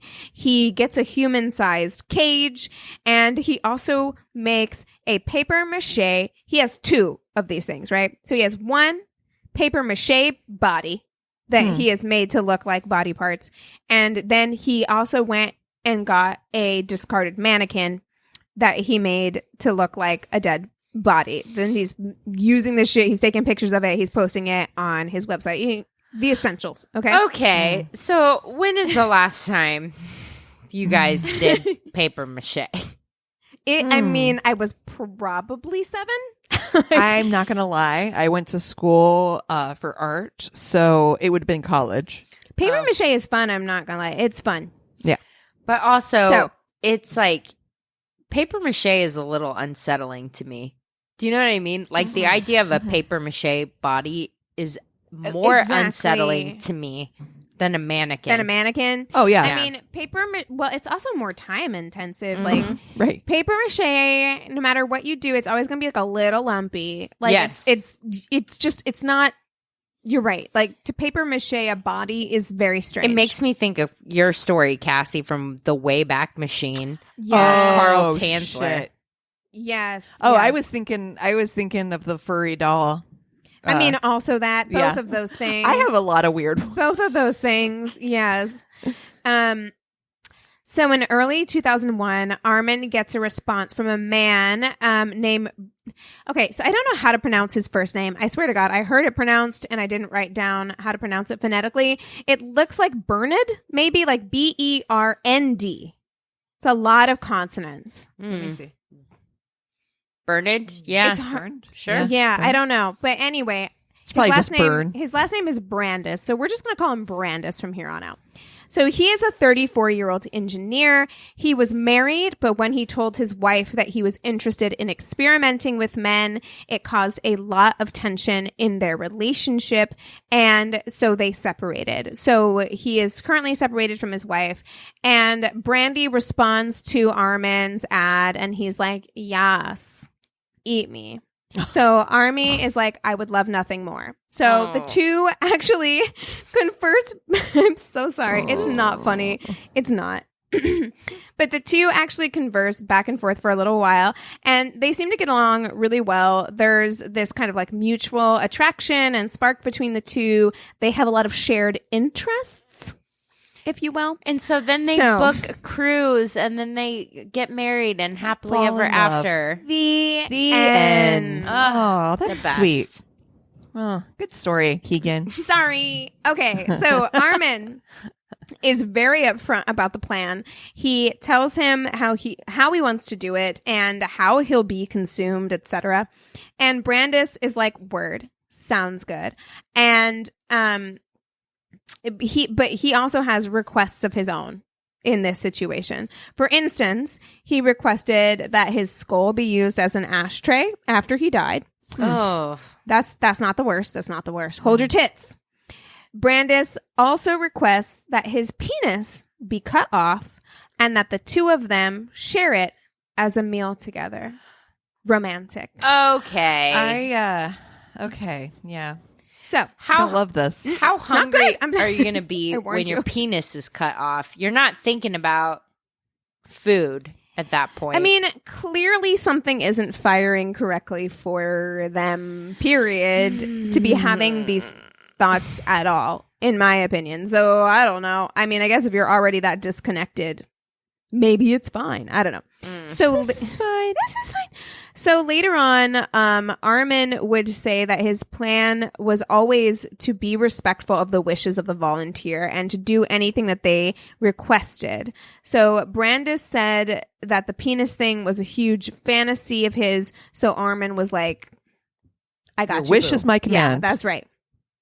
So on March 9th, 2001. As you wish. Okay. So on March 9th, 2001, Brandis takes a train to Armin's place, and Armin picks him up at the train station and takes him to his remote, creepy mansion, and the two have sex, and then afterwards, okay, I'm going to pause real quick. Anybody who is super squeamish, anybody who had a really difficult time with any of the other cannibalism episodes that we have done on this show, this might be the time to skip to the what you are watching section because things are about to get uncomfy than they have been. So the two have sex, and then afterwards, Armin gives Brandis sleeping pills and a boatload of alcohol because our respectful cannibal, he doesn't want Brandis to feel any pain for what's about to come next. also, now, I would say, also doesn't want him to renege on his consent.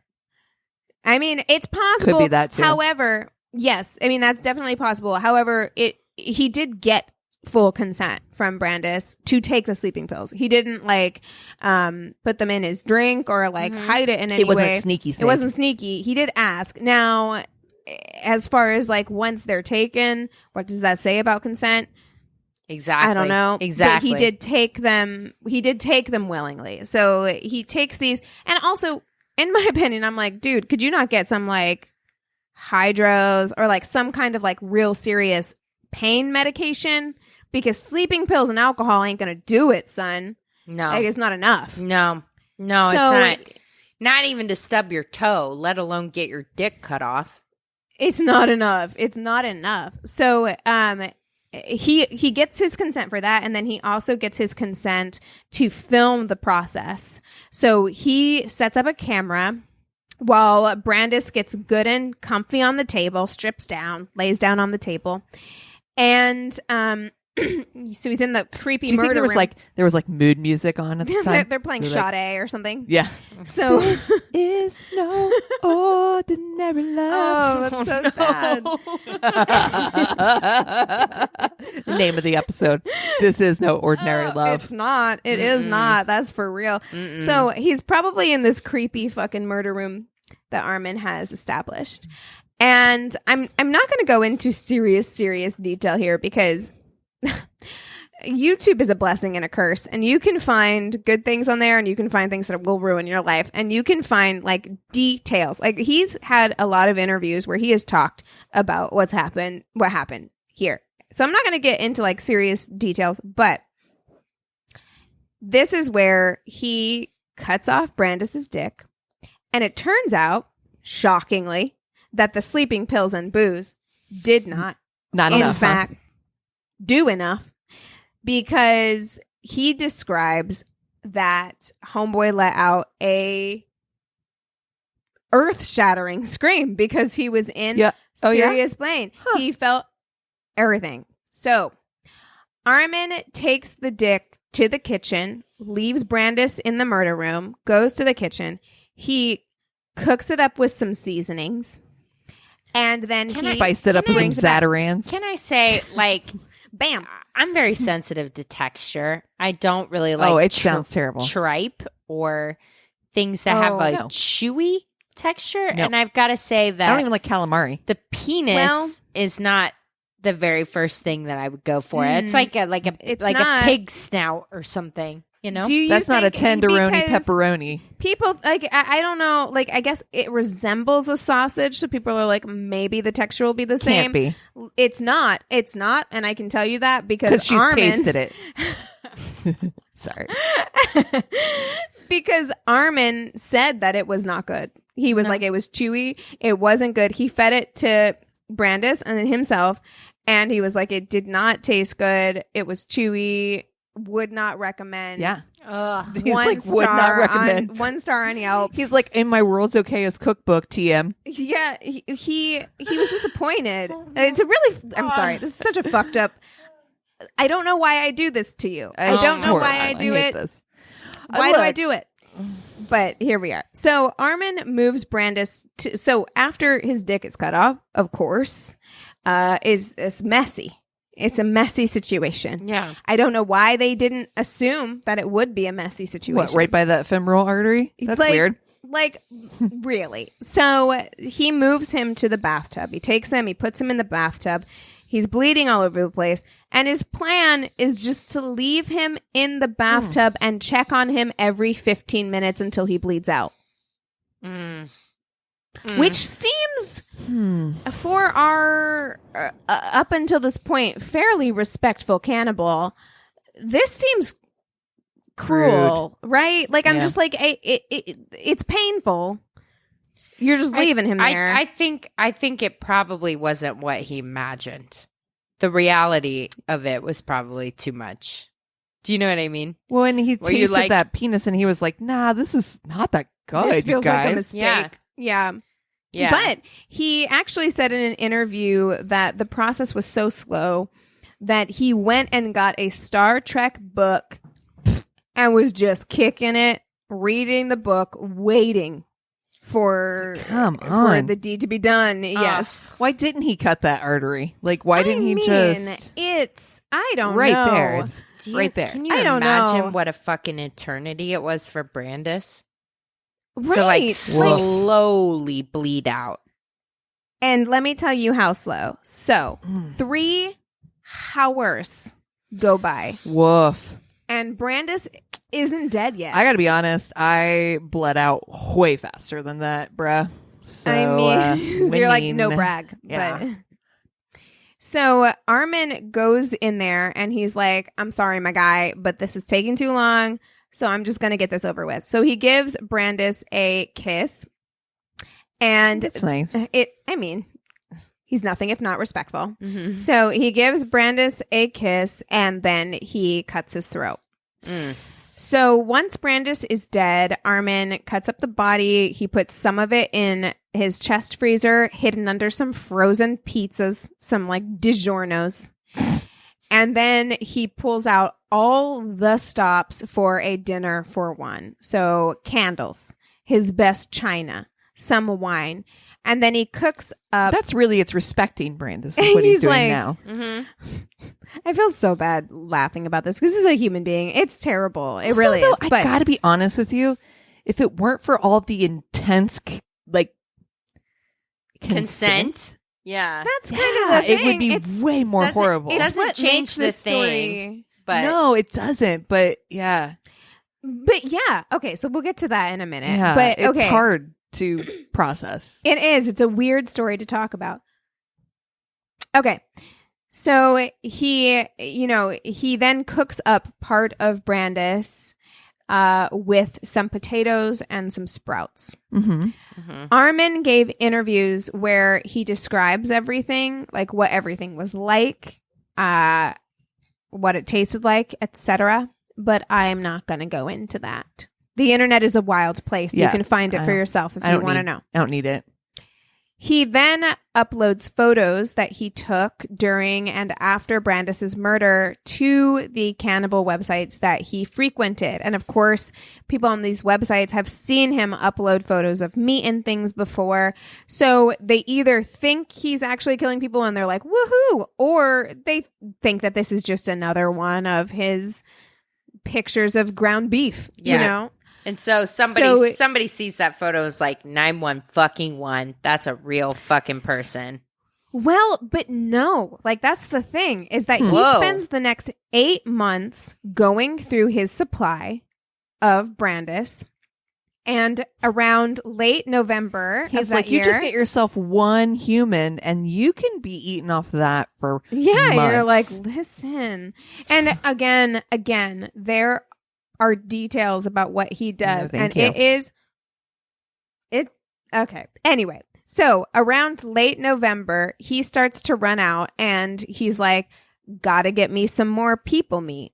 So he hits up all of his usual internet hangouts and he puts another ad up. And after he puts this ad up, an Austrian college student, sees the ad and he goes down the Armin rabbit hole where he's like looking at his posts, looking at his previous photos and things like that. And he's like, I don't think this dude is role playing. So he contacts the police at this point. So here's the thing. If he had just stopped after Brandis, he probably would have gotten away with it. Oh, totally would have. You know, like I had watched a thing where like people noticed that Brandis was gone, like his wife that he was separated from, like people noticed. But I mean, I think people kind of just, I think maybe they even reported it. I'm not sure, but nothing really came of it. And people kind of maybe just assumed that he had like left or something. And so Armin probably would have gotten away with this if he hadn't posted a second post. Now, I'm a little bit confused regarding the timeline here because he put up the ads in November or December of 2001, but it wasn't until December of 2002 that the police roll up to Armin's mansion. They're like, hi, sir, knock, knock, knock. Hi. So they're poking around and they're like, I don't know, everything seems in order here. I mean, I don't know how that could be. 1,600 of these rooms. I mean, it is a big house, so maybe they just hadn't gotten there yet. But I'm like, he has a whole fucking Dexter murder room, so maybe check that one first. Yeah, maybe check there. I don't know. There's meat hooks and a cage, so maybe check there. But they were like, everything seems fine until they checked the freezer and they found 50 pounds of meat. And Armin tries to say that it's wild pig meat, that he'd been hunting and this is wild pig meat. And they're like, it doesn't look like pork, sir. So they straight up... yeah, the other white meat. It's fine. So they straight up ask him if it's human meat and Armin gives up the ghost immediately. Like that's the only lie he told was that... This was, my God, it is. You guys. You know what? Very good detective work. I gotta hand it to you. So it's the only lie he told was that it was pig meat. After they asked him if it was people meat, he came clean right away. He was like, yes, it's people meat. Here's all the shit that I've done. He told them everything. He shows them the video. He shows them the pics. He comes completely clean about the entire thing. He never tries to deny anything. Whoa. So when the police arrest him, they arrest him, and then on January 30th, 2004, he's convicted of manslaughter and only sentenced to 8.5 years, which pissed off the German public. Like, well, people in Germany were it was furious. all the consent and stuff. Yeah. It'd be really... Yeah. That's right. So it's hard for me to disagree. I mean, the defense had argued during the trial that Brandis was a willing participant in his own murder, and all of the email correspondence backed it up. The video seemed to back it up, and he went to Armin's house willingly. Like nothing about this was like something that he was forced to do. So his defense managed to convincingly argue that this was something that was consensual. Also, apparently cannibalism is legal in Germany. Wait, what? Well, Right? that's a whole Okay. nother crazy in love. So Wow. So he was charged with killing for sexual pleasure and disturbing the dead. There was no like charge to do with cannibalism there. So yeah, because of that, he was sentenced to manslaughter instead of murder. And people were pissed about it. So public opinion was that Armin should have been convicted of murder and that he should have been given a life sentence. And a German court actually agreed and argued for a retrial on the grounds that he killed for sexual gratification and could reoffend. So a retrial was held in 2005 in which a psychologist testified that yes, he could reoffend and that the prosecution argued that Brandes was not mentally well and could not consent to being murdered. So, on May, that's actually a good point. Yeah. right, Yeah. that That's he really was good like, point. but also like, how And then do you also what- once you're intoxicated, it's like there's stuff that I might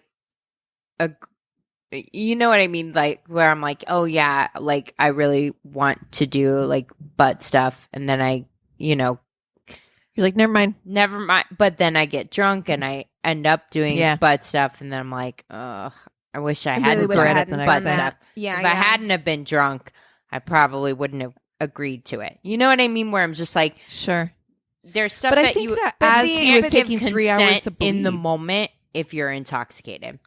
right, but So I mean, even if but you then give where's- consent beforehand, once you get intoxicated, it doesn't give you license to do anything to blanche. somebody, even if they said, I mean, that's true, but then that makes it really difficult. That makes it really difficult then, because if you gave consent before and you never revoked consent, it's true that you weren't of the right mind to revoke consent, but if you never actually did revoke consent, then wasn't consent given? Can't you say that can't the other party say, well, they gave me consent? they can, and they that's why we have to and they educate. consented to take the pills And he the consented to booze. eat his own fucking penis with bro face. Exactly. I mean, but that's- that's why we had to educate people to not like fuck around with like drunk people. You know what I mean? Or hi, it's the same as like, like a girl at a club consents to be given ecstasy and maybe is like, oh yeah, I like can't wait to like fuck you later and takes like ecstasy.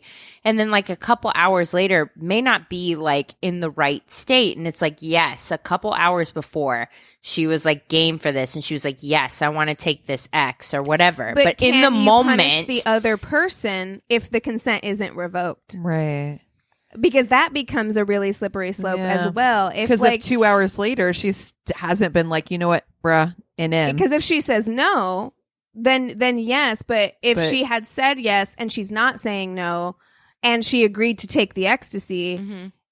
what do you do there? Because I mean, it's a very murky legal Yeah. line. It is a murky legal line, and that's why I like stick with the point that we have to give like education to people about like what like getting consent in the moment, because yes, like there are times where I've gotten intoxicated or what have you, and I would Sure. have preferred that I had been with a partner who was like, you know what, she's too fucked up, and had let me be.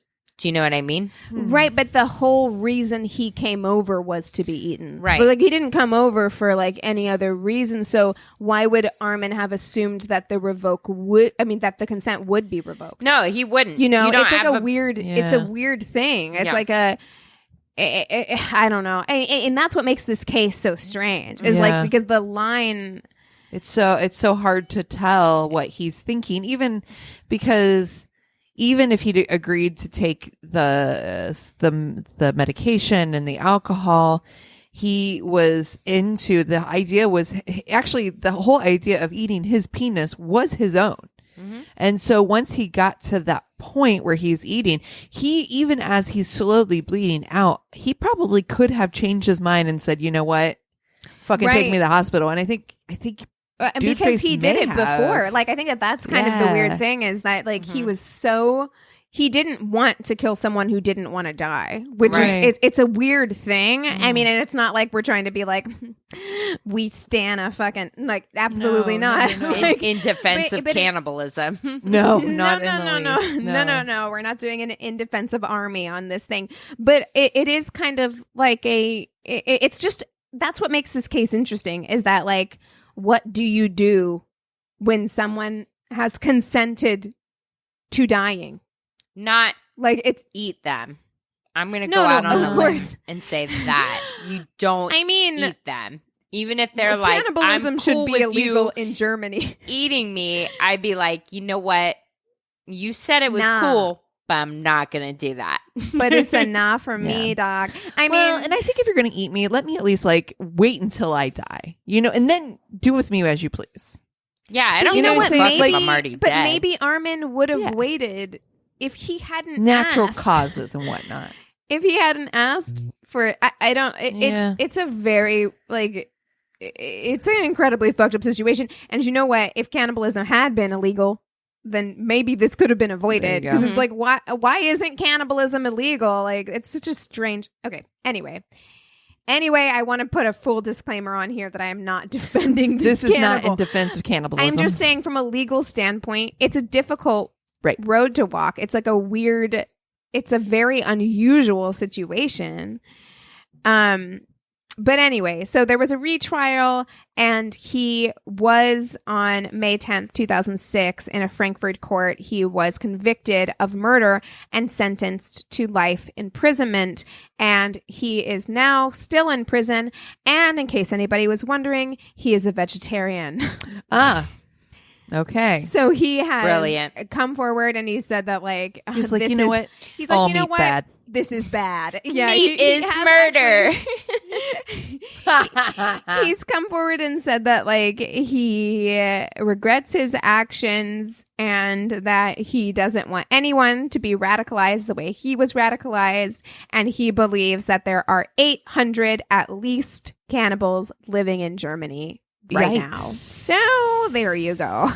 Wow. You know It's where I wanna go on totally fucked- vacation? It's totally fucked up.